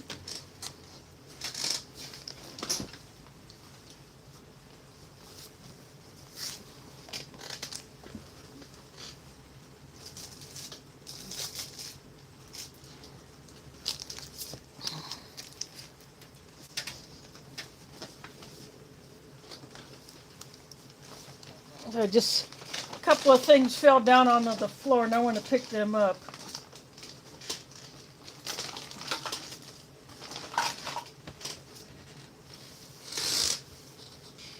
Get the phone back right again. There we go.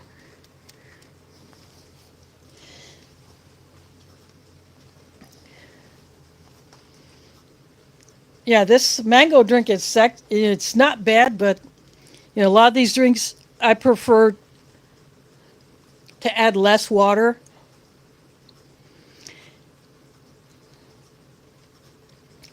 I guess because here at home I can get away with it.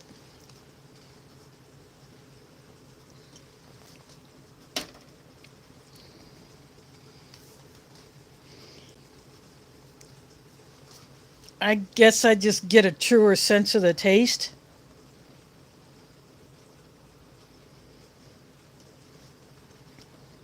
I can always add more if I want, but I generally don't.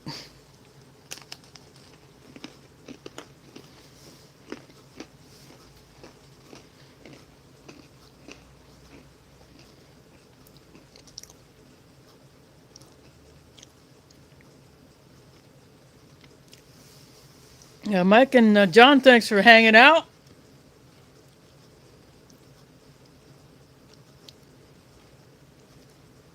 Yep, for those of us on this side of the pond, it'll be Monday in the morning. And for Impulse and Shadow, it's already Monday.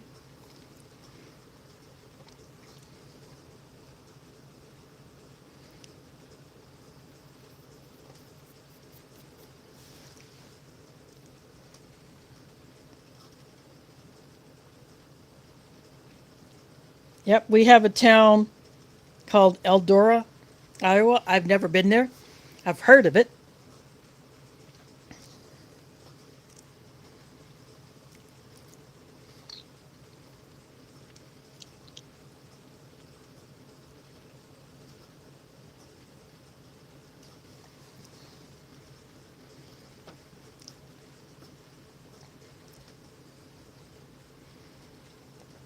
I guess mostly when I'm hearing weather reports about a storm coming close or hitting that area.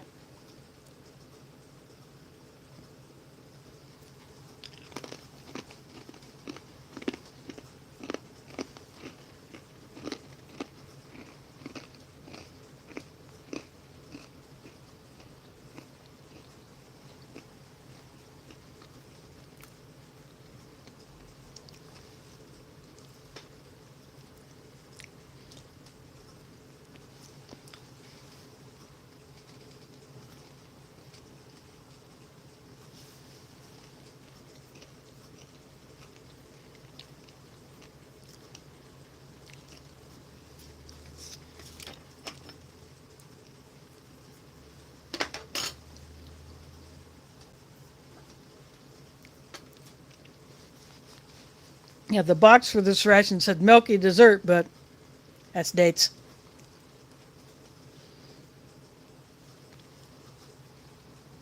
Made a substitution.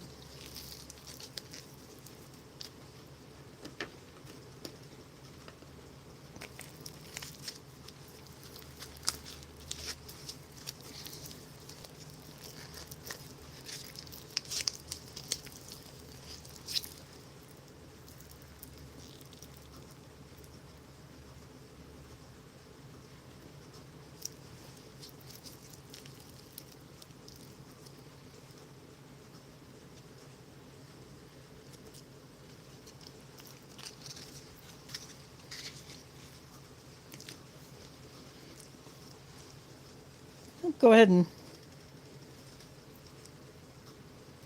try one of these dates.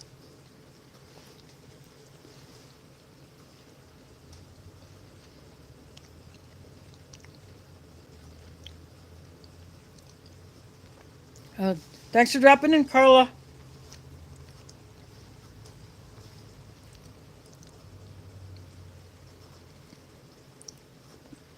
Speaking of DoorDash, once in a while I see a DoorDash driver coming into my favorite lunch spot that I'm going into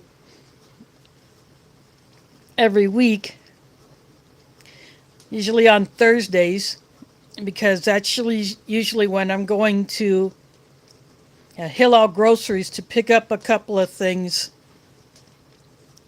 for the mosque for Friday. Or I'll go in there and say, we are going to need this item for Friday.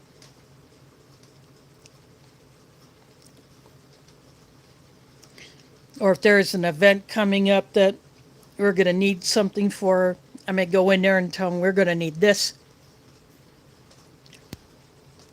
And so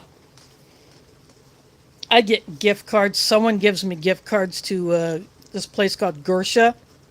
They sell Ethiopian food. So I'm in there every week.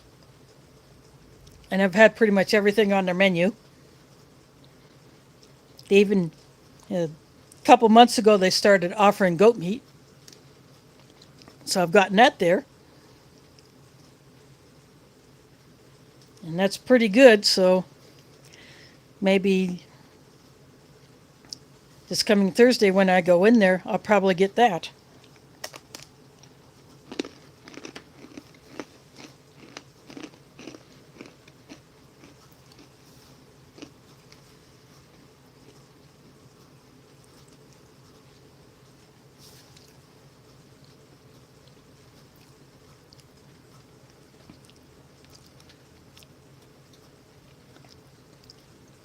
And the chocolate taste in these is pretty much covered up by the peanut butter, but I don't mind.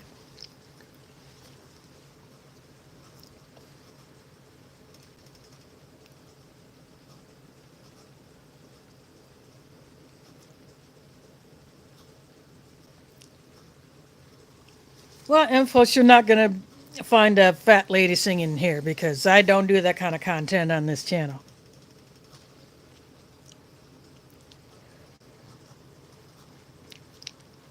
Unless I'm at an event or I'm outside and there's background music, if I can't avoid it, it gets in there.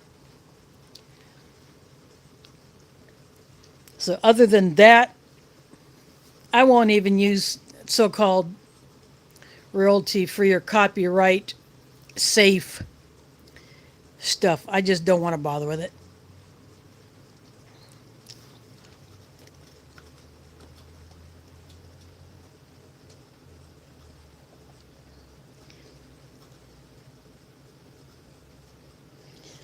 Yeah, it's called Gersha, G-O-R-S-H-A. Some of the items are spicy, some are not. And you can get rice with your meal or injera or both. I always get both because I happen to like the injera.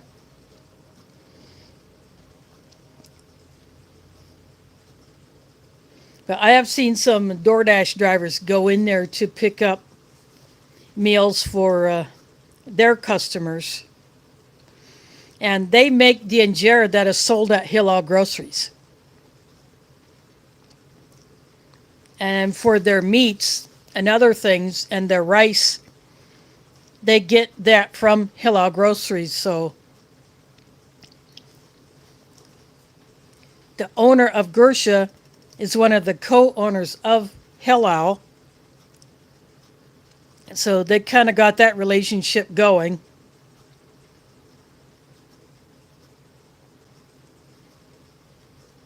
It wouldn't be an even barter because Gersha only supplies Hillel with the injera, but Gersha gets the meats and the rice and some other things from Hillel, so it's not an even trade really.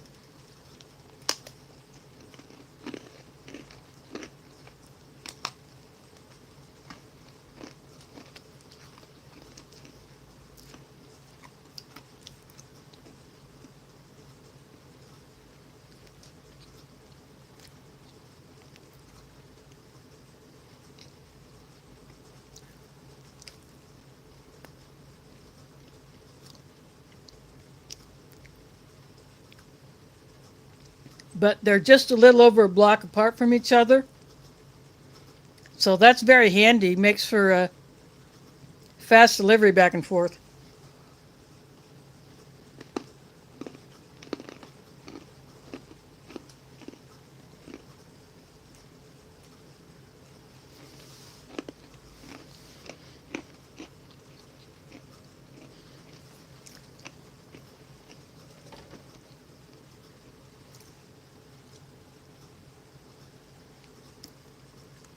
This is a Ceylon tea.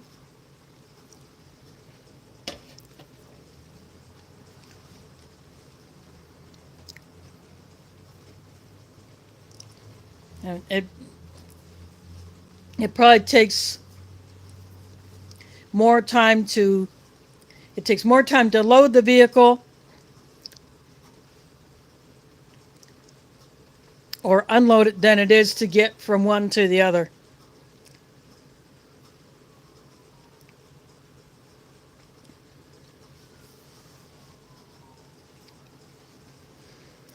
Although if they're taking like a couple of boxes of injera, someone probably just takes it out of Gersha and just walks to Hillau with those boxes.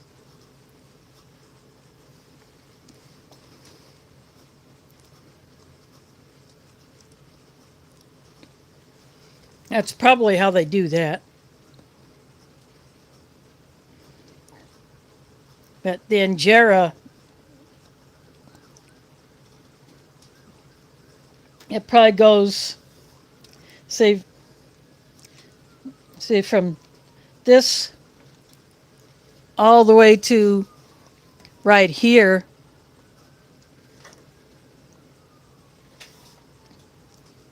Or no, probably about here, from here to about here. That's how wide the injera is, and they're round. It's made from a teff grain that's ground into a flour.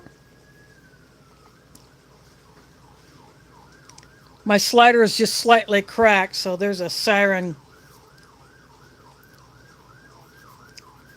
My blind is closed, so obviously I won't be able to see unless I look out if it's a police car or an ambulance. I think it's a police car. But I could be wrong, but I'm not going to bother to look. That's over on Grand Avenue, I think.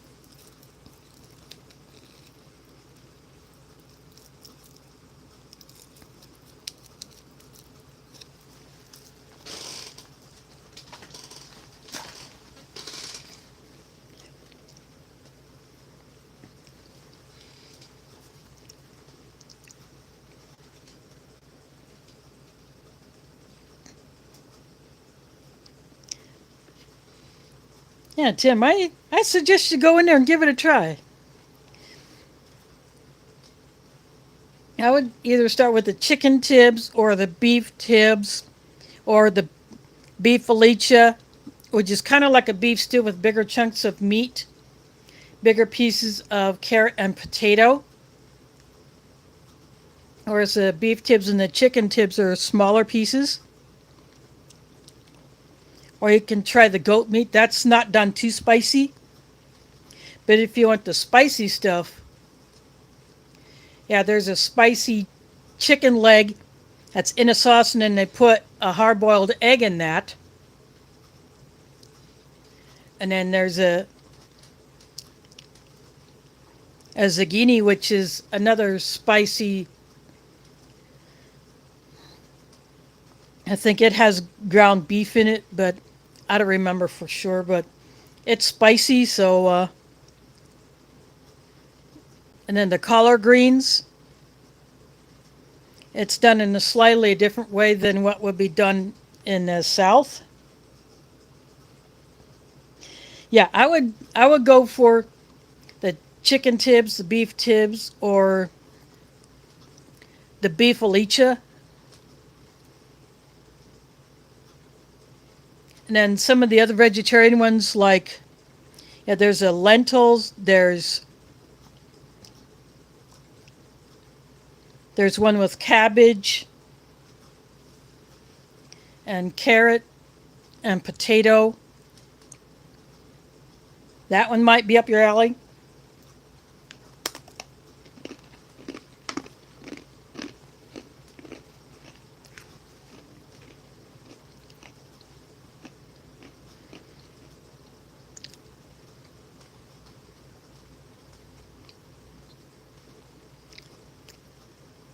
But if you do get into a little heat, eating some of the rice or some of the injera will cut that heat.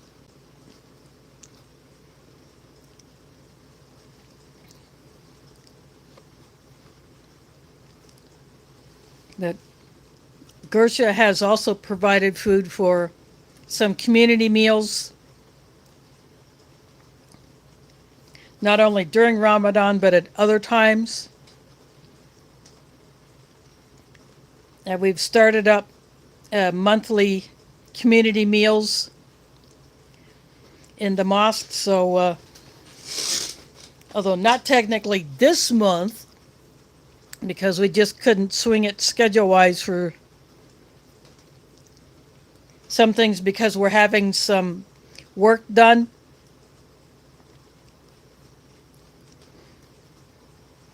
And we have to schedule around the times of those people doing the work. So November 4, we're going to have another community meal, and Gersha may do some of the food for that.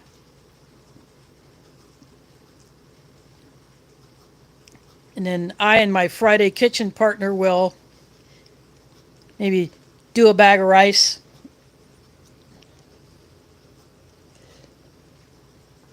A 10-pound bag. We have pots that can cook a whole 10 pounds of rice at once.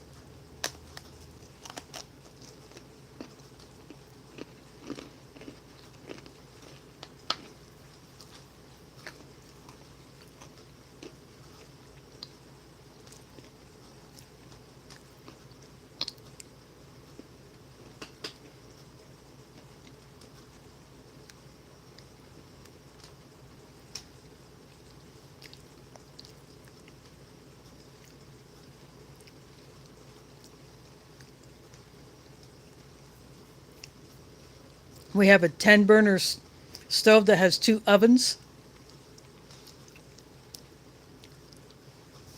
The only problem with that is the ovens don't have 2 racks in them, so you can't stack like your standard foil pans or the commercial type steam table pans. You can't stack 2 of those very easily. But the rice pots, I just refer to those big pots that we can cook a 10-pound bag of rice in. I just refer to those as the rice pots. We can put one of those in each of those ovens. And because they have really, they have gas pilots that are pretty good size, they can actually keep something warm, especially once the stove has been on, because that cast iron top will just radiate the heat down into the ovens.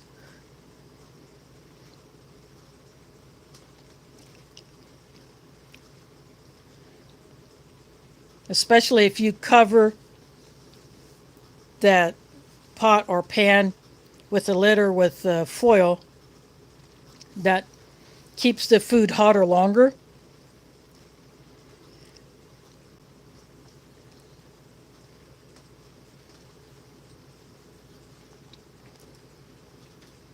We used to have a 6-burner stove and a flat top, but the flat top started acting up, so it was hard to control the 4 cooking zones.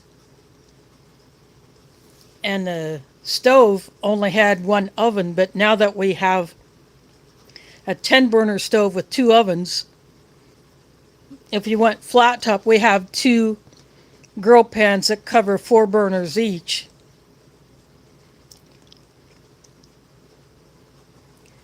So we could do things like pancakes or burgers or something like that if we could not get some grills going outside. And we may do a pancake breakfast or pancake supper, so to speak, if you want to have breakfast for dinner as a fundraiser. We could get those grill pans going and still have 2 other burners to cook on.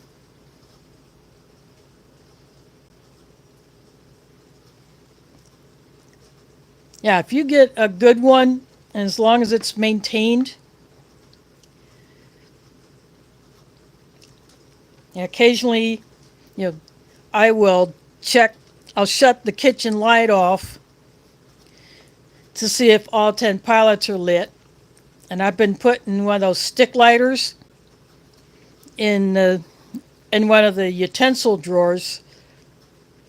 That way, if the pilots go out, I'll just grab that thing and relight them,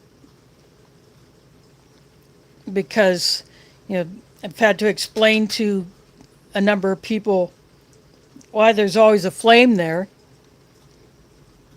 And although I don't know completely how it works, all I understand is that in order for a gas stove to function properly, you have to have that little flame going all the time.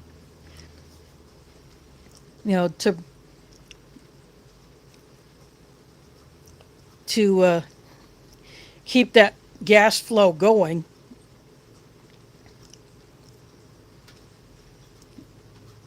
Because you can't be shutting the supply valve off and then turning it back on all the time. If you're going to do a repair, yeah, then you do it. But it's better to just keep those pilots lit. I can't see where they are in the oven, so I have no idea how to light those or where they're at. So I let someone else deal with those. But the ones on the burners, yeah, I'm checking those. Make sure that all 10 of them are lit.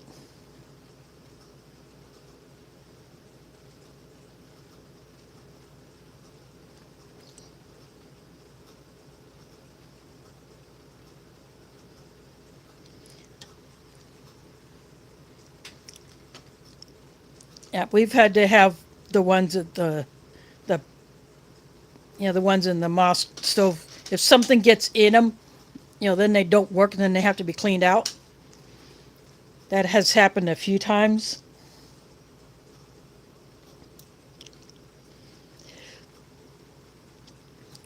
But as long as they're lit and you see that blue flame, I'm happy with it. And speaking of our kitchen, we recently had our vent hood completely cleaned out. And then we have started leaving that vent hood running all the time. Even though it's going to eat up electricity, because that stove is still generating heat even with the pilots going. And we have a little vent window next to the stove. The heat does not escape all that well.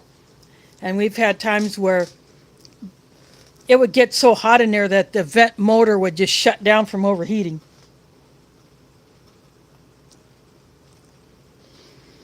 Yeah, so I think we had someone who is very skilled at it do it. So now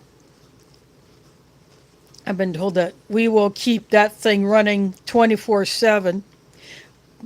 Plus, the third bulb got put into it, so now there's light in there all the time.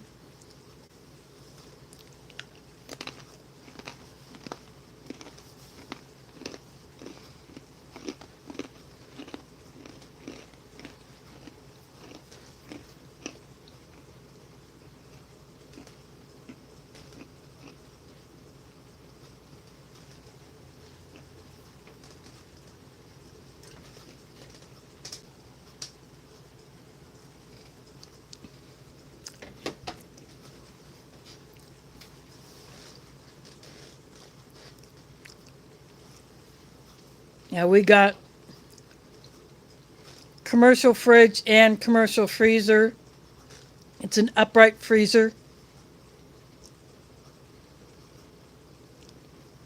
And we can adjust the shelf height. They're the wire rack shelf and not the solid glass or plastic.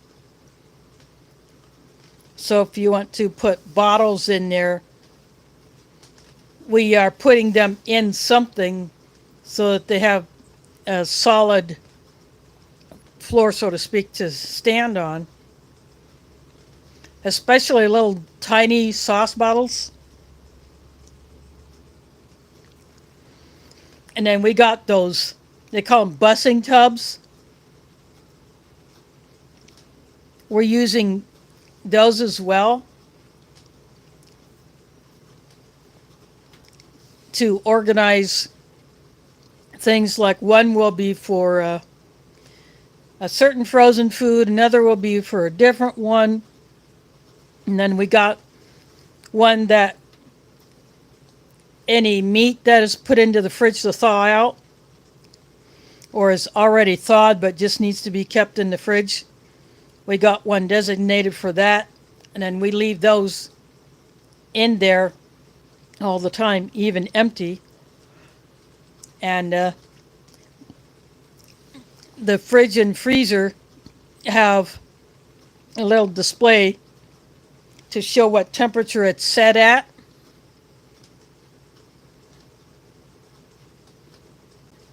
We could change it. We could change them if we want, but we're just going to leave them as is. Like the fridge is set to 34, and then the freezer is set to -7. That's how they were set when they were brought in, so we're just leaving them. Figure heck with it. And so we got rid of our chest freezer. It still works, but we gave that to a community member who needed one, or he knew of someone who needed a freezer, so that is out of there. And it's a good thing because that portion of the wall needs to be repaired, so that's in process.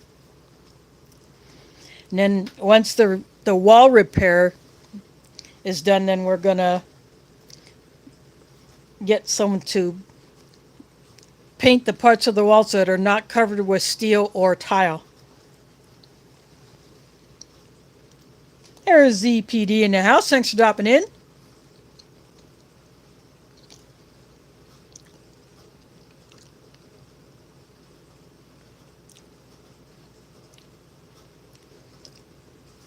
Well, don't eat it all in one night. We don't want you to explode.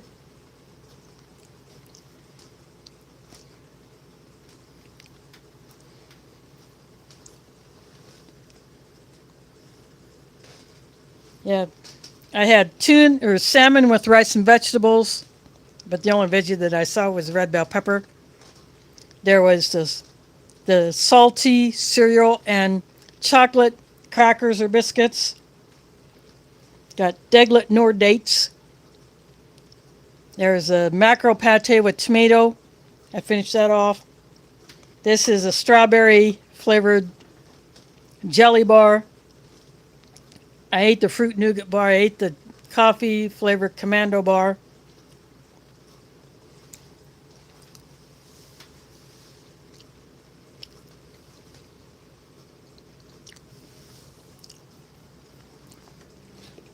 Then I have a Ceylon tea.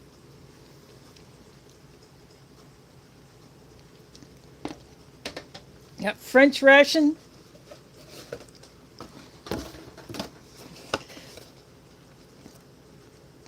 Oops, sorry about the shakiness. It was packed in June of 2018. This camera mount is not exactly stable. Best Buy July of 21, but no problems with it.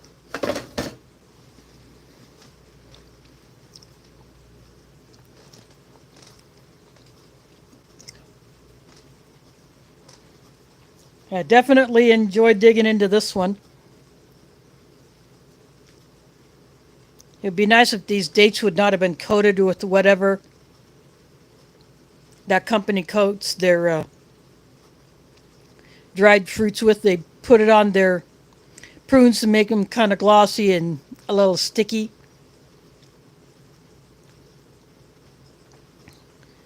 These dates don't need that. They're perfectly fine just straight up without having to be coated with anything.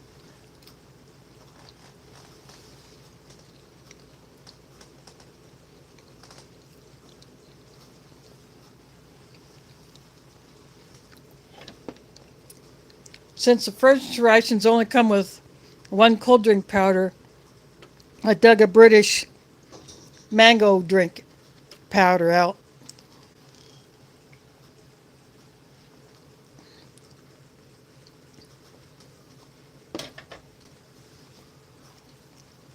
Fix my phone, get that. There we go. Those usually call for 500 mils of water, but I keep it to the capacity of my drinking jar. I can put 13 ounces in there, and I actually like it mixed up like that. I get more of the flavor.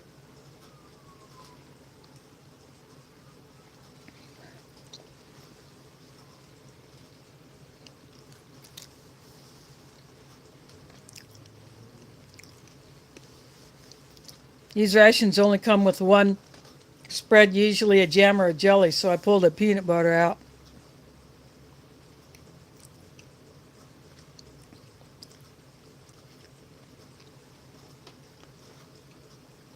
I have another RCIR, and both mains are fishy. One is salmon and one is tuna. A different salmon one than the one I had tonight.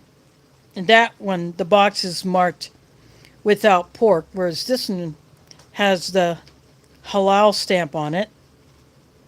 And the one with the two fish mains,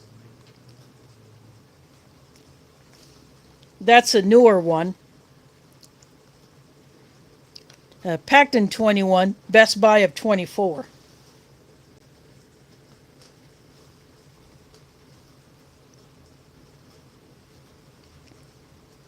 So last week when I had the first meal from this one, the chicken tagine was the main entree for that one. I opened up both boxes to do kind of a comparison between the two.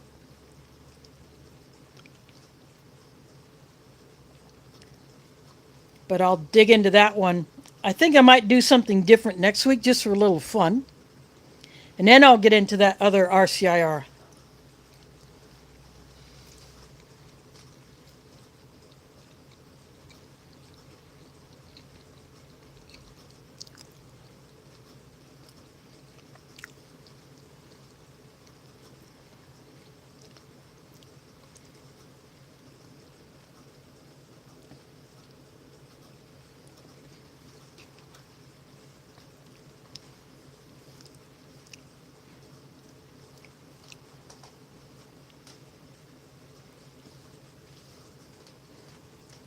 That one has the same three types of crackers, just in a different box. Same company, but just different appearance of the box. I did not open that cracker box, but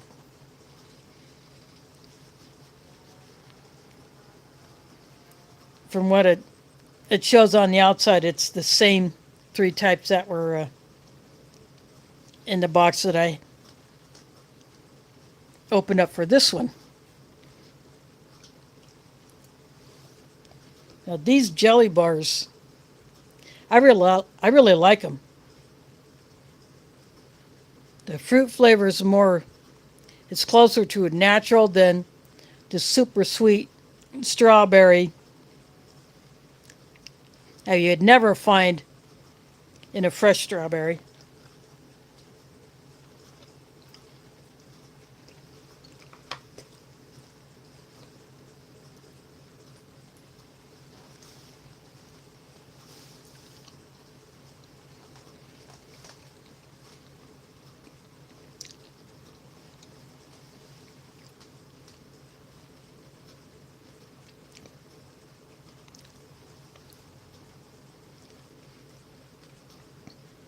I think they use real fruit juices in those.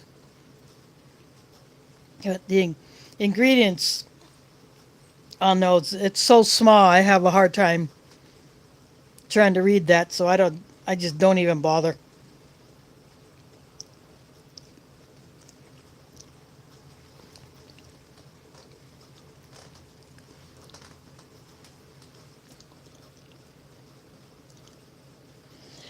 There is Gray Man prepping in the house.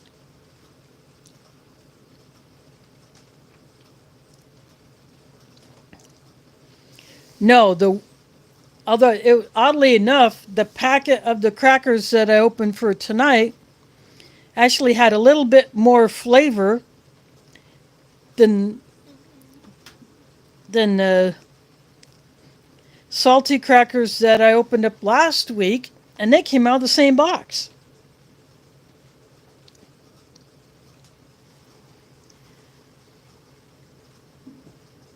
They had the same texture, a little bit soft, but they actually had a little bit more of a salty flavor. I find that rather odd that one pair of crackers would actually taste better than the other pair out of the same box.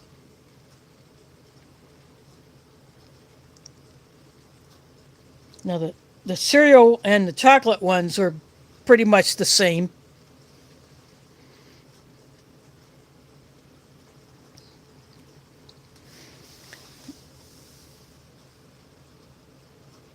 But I do like them. In fact, I'm glad I got the better tasting crackers tonight because the salty ones worked well with that macro pate. There is Gil's other channel.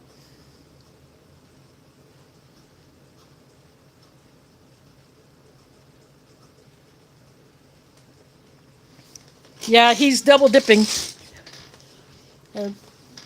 By the way, the two items that I bought with that gift card that I won from Gil, they were both delivered today at different times. In fact, I had a knock on my door earlier in this stream. And so when you listen to the playback, probably about maybe 10 minutes ago, I think,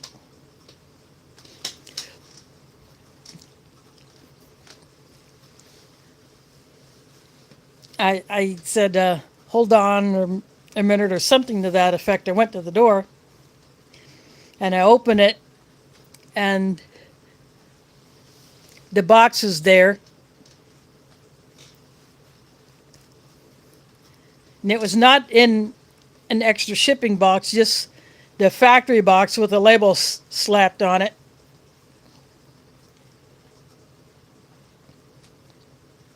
So it was delivered by an Amazon driver who somehow managed to get into the building without notifying me first.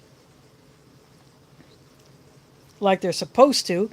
And then the other one said delivered by postal service, but it was another resident who brought it to me. So apparently it was just left outside on the step.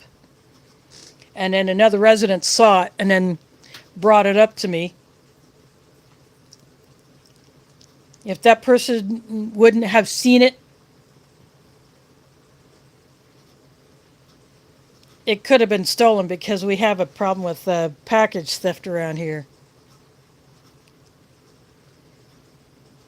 In fact, one little package from Amazon was literally thrown into a bush, and I had to go find a long stick in order to get at it so I could take it inside. Yeah, a package thief still would have saw that and ran off with it.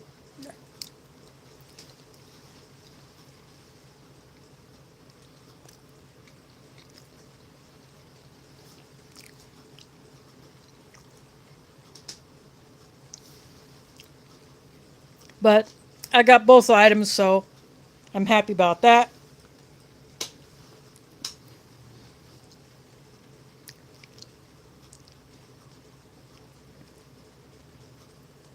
But why Amazon would have the Postal Service deliver an 18-pound bag of cat litter, I don't know. You think they would have used UPS or some company that I wish would go out of business?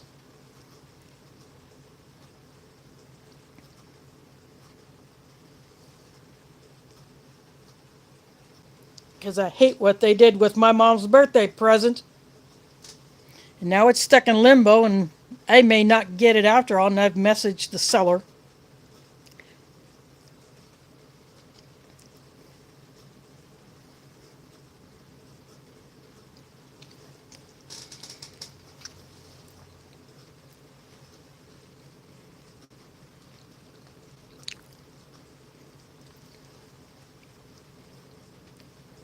Now, this other company, I really don't want to say their name anymore. They expect people who live in buildings like mine to sit at all entrances at the same time, all day to wait for a delivery. They refuse to follow delivery instructions.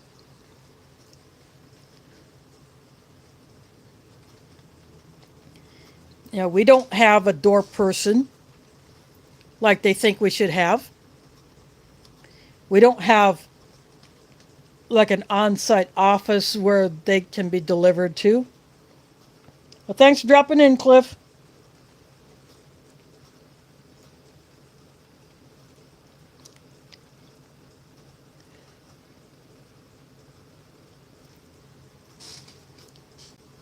By the way, Cliff is in in Alaska, for those who may not be aware of it. But yeah, they don't want to do squat for customer service. It's hard to get someone to answer on a phone.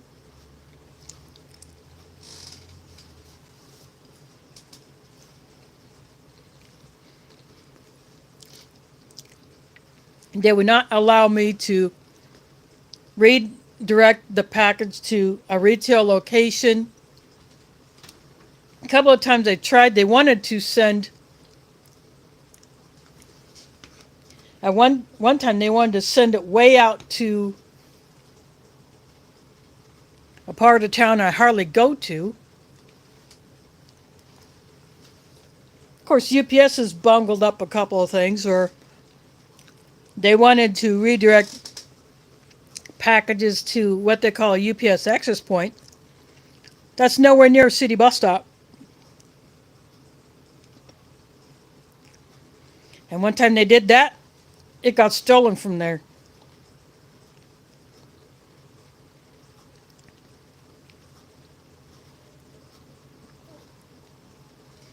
So I have picked a closer one. So now all my UPS packages will go to that location.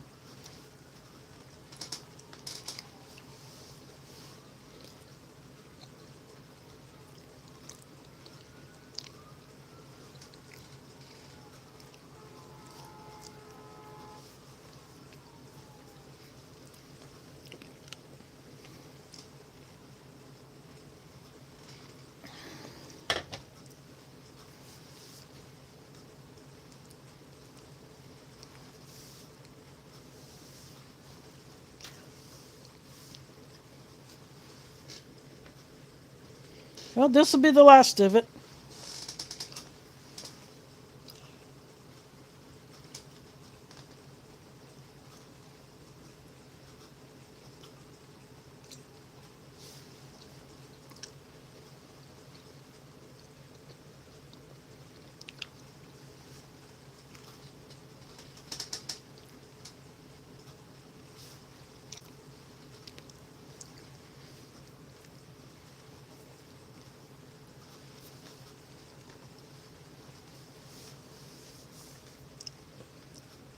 Well, this was definitely a good one.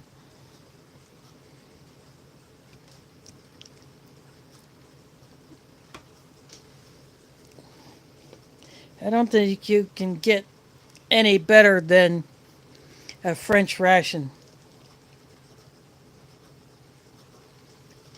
They sure know how to feed their people well.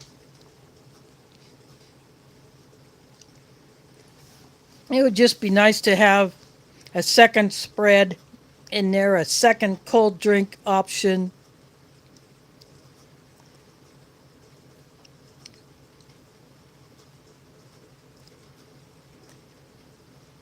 It would be nice if they did that.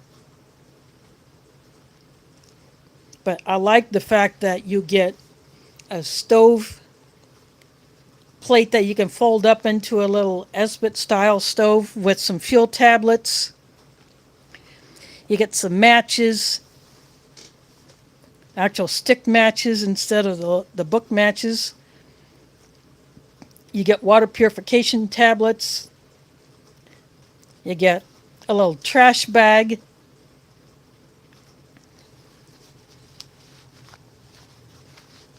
And this one came with a little, I call it a baby spork. Unfolded, it's only about that long.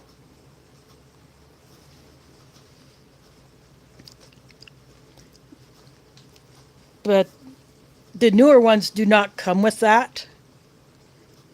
So like I said last week when I did the unboxing of both of them, I assumed that they realized that those tiny sporks were pretty much useless unless you were feeding a baby. If you have to eat the muesli out of the bag, you can't do that with a little spork. And you really can't eat the soup with the spork, maybe 10 drops at a time. But yeah, the soldier in the field would have their military utensil set, I'm assuming, or they just carry some that they acquire by themselves. I've seen YouTubers have a German utensil set. I own a Polish military utensil set.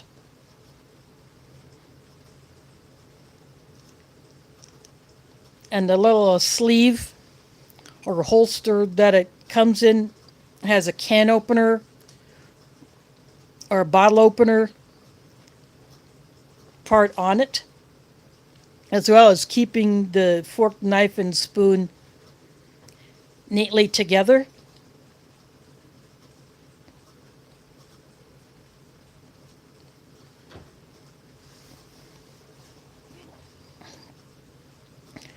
I actually have those inside of my Polish mess kit.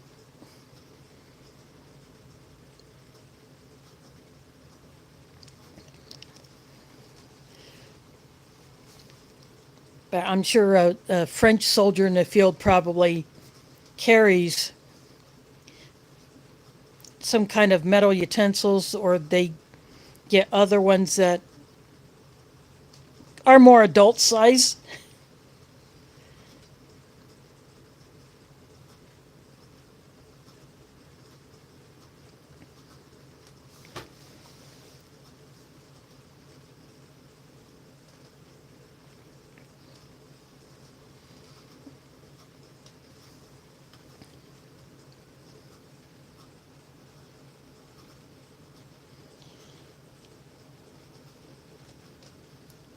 No, yeah, they're more like a sanitizing They're closer to a sanitizer because they kill the microbes. They don't remove anything.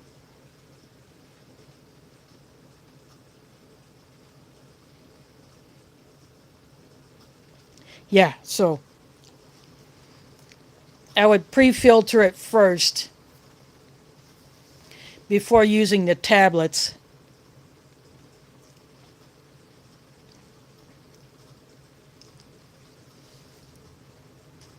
And I do have several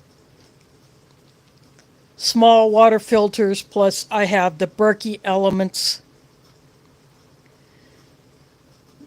I just haven't put together my bucket Berkey yet. I won the parts for that off of another YouTube channel. I just haven't done it yet.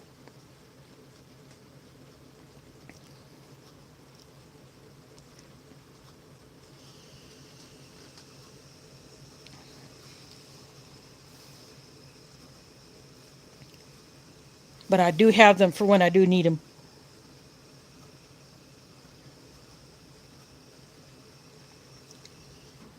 And I won a water filter with,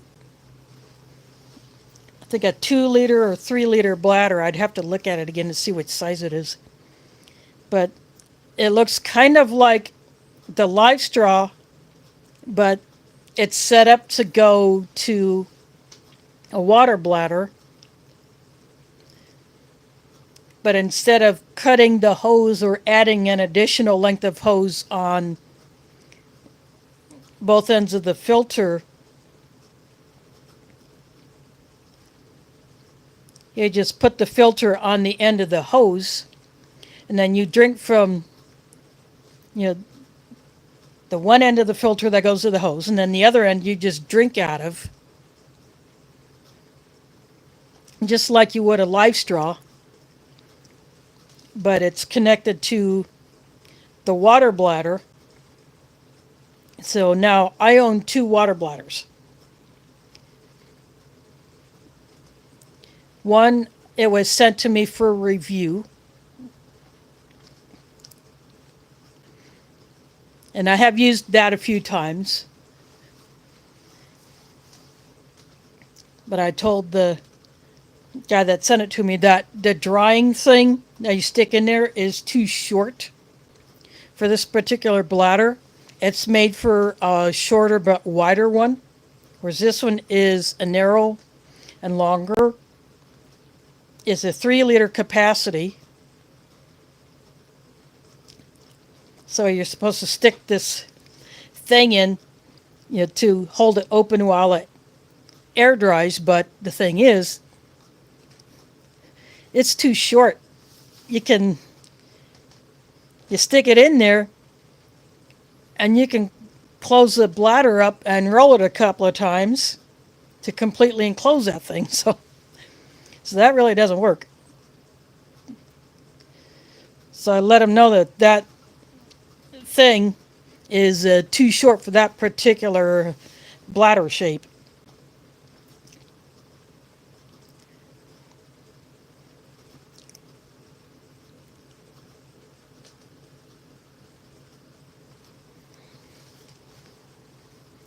So that one I have used a few times. The new one that I won has not been used yet.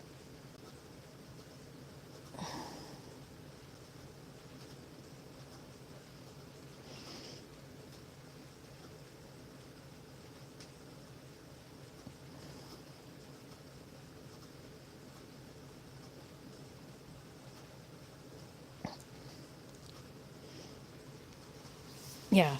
See, is when you would, if you were allowed to, or if you could, or had access, that's when you would have a drink powder mixed with that water to cover up that taste.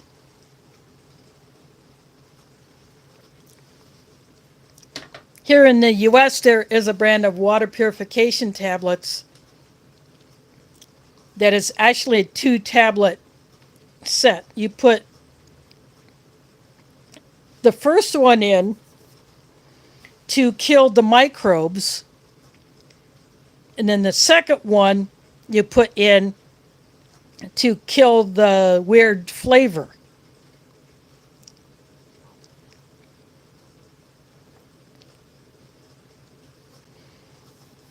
So you would have to carry around the two types of tablets, or you would carry some drink powders to mix in with that water.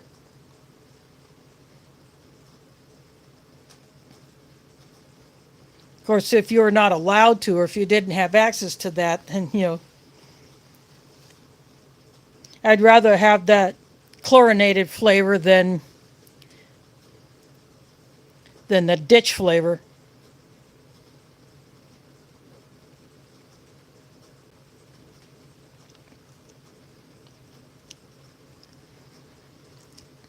But so out of these RCIRs, I got a set of Oasis tablets, and then I have the other ones, the Aqua Tabs.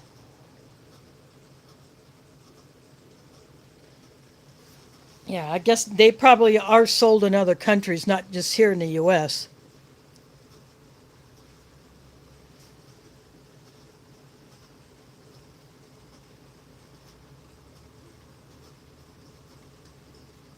But personally, I don't care what brand of water tablets I have as long as I have them. And even though I live in the city, I still carry them.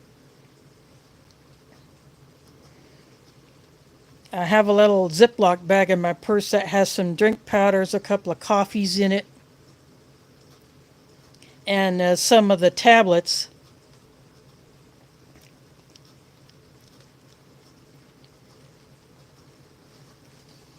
Just in case I have to get into some funky water.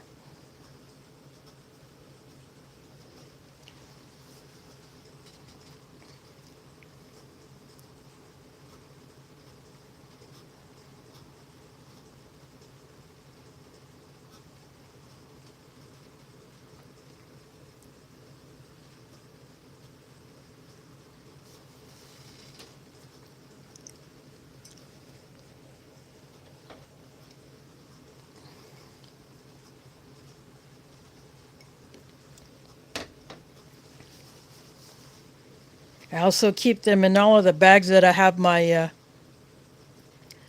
water filters in. I have a bag that I keep my Sawyer water filter. I put tablets in there. I have another one. It used to be known by the name Aqua Pura, Aquapura.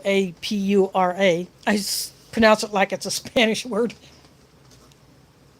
But then that company got bought out by E-Tech City. So if you see, I've seen that exact same filter, same color and everything, but with the E-Tech City brand on it. So I have the tablets in where I keep that particular filter. Then I have a Lifestyle Flex, which has a little bag that it attaches to. I keep tablets in with that one. And then I have another filter that looks like a Sawyer, but it's not. And I keep tablets with that one.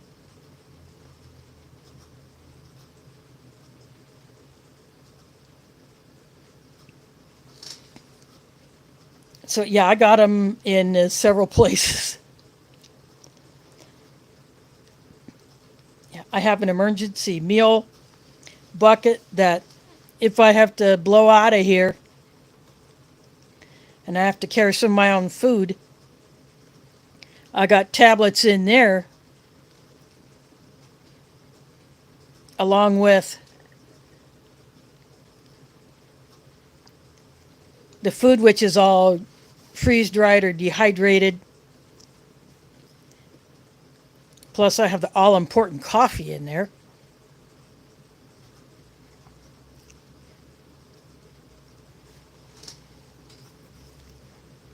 So I got tablets in that bucket.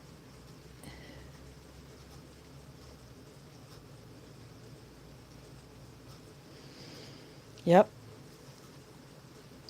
And I like that that one came with a back flushing syringe. I could use that with my other filters that didn't come with one.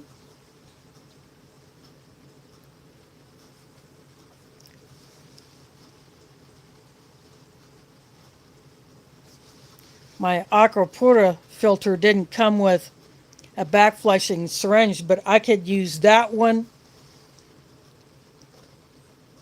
or one of the other two that I have to back flush those filters. Yeah, it's just a different, they're all the same, just different size, maybe a slightly difference in flow rate, slightly difference in how many uses, how many gallons or quarts or liters you can run through it with proper back flushing.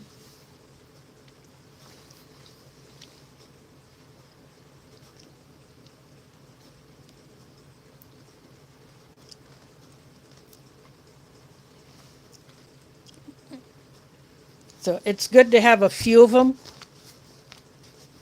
That way, if something happens to one, you already got a backup you can go to. The only thing is, I would not use them in the winter, especially if I'm outside, unless I can somehow keep it from freezing, because once those things freeze, they're messed up. You can't use them anymore. Because those tiny, tiny fibers will break.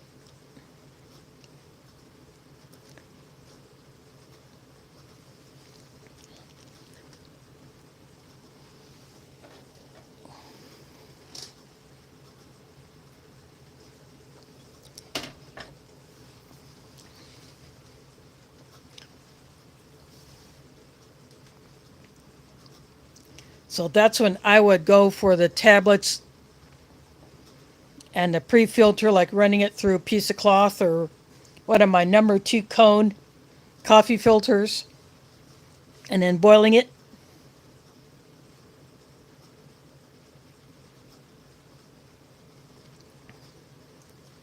That's my winter option.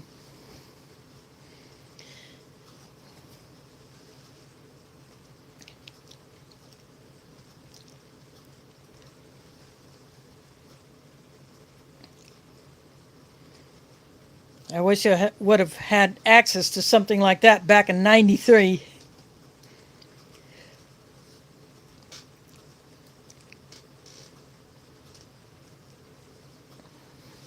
But I'm much better prepared if that type of thing were to happen again.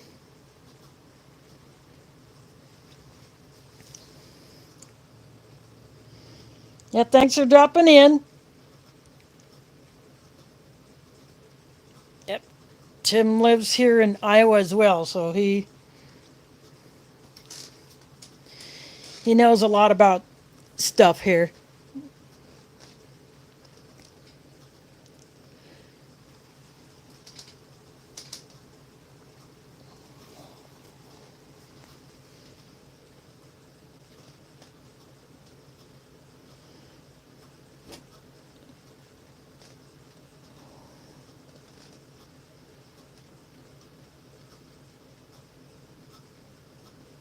Yeah. Of course, if you had to melt snow, it might be a good idea to drop a tablet in there after you've melted it, just to make sure that there wasn't anything funky that was in that snow.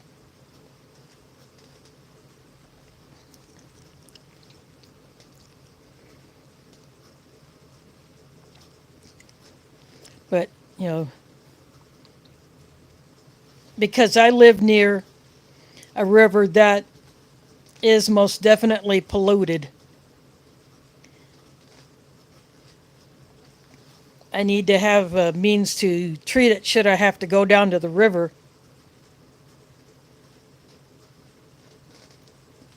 to get a bucket of water.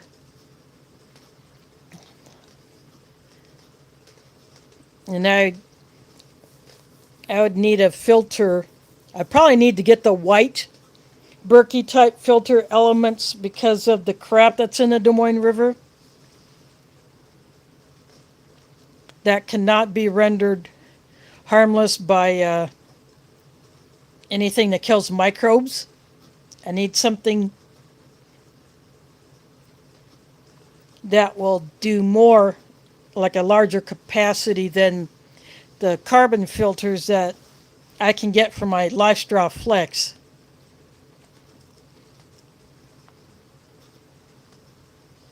So I have 2 spare filters for it, plus the one that's in it. But I'm going to get more of those filters, those carbon elements.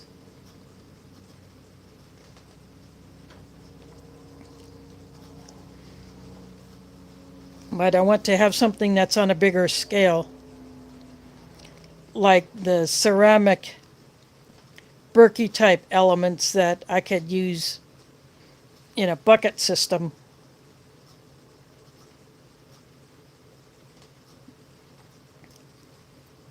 Of course, if I add a third bucket, I could put the black elements in one, I could put the white elements in the second, and then have the third to catch the double filtered water.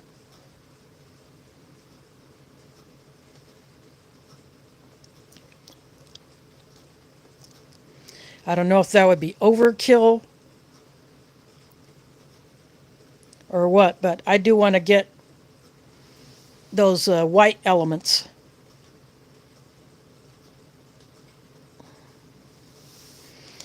But that will be something for another day.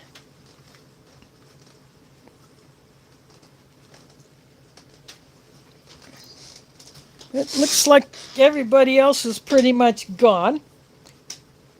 So, and my food is gone, so I think I'm going to go ahead and call this one a wrap for tonight. So I think next week, instead of getting into the other RCIR, I'm going to do a little request that I got from another YouTuber in another chat.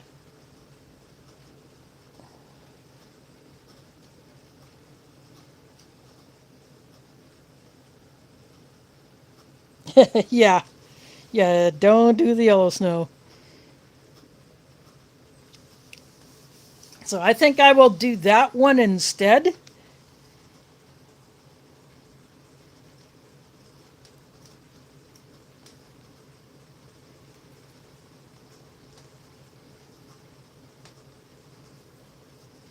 So I won't say much about it until then, because I want to keep it a surprise. But I do want to thank you all for hanging out while I chow down on some fine French cuisine. So in 2 weeks, I'll get into the other RCIR, and that one will definitely be fishy. And again, thanks to Claude for dropping that super chat earlier. That's much appreciated. And for those that had never seen what a super chat is, if you saw Claude do it, and that's what it is. So anyway, thanks for watching, and catch you on the flip side.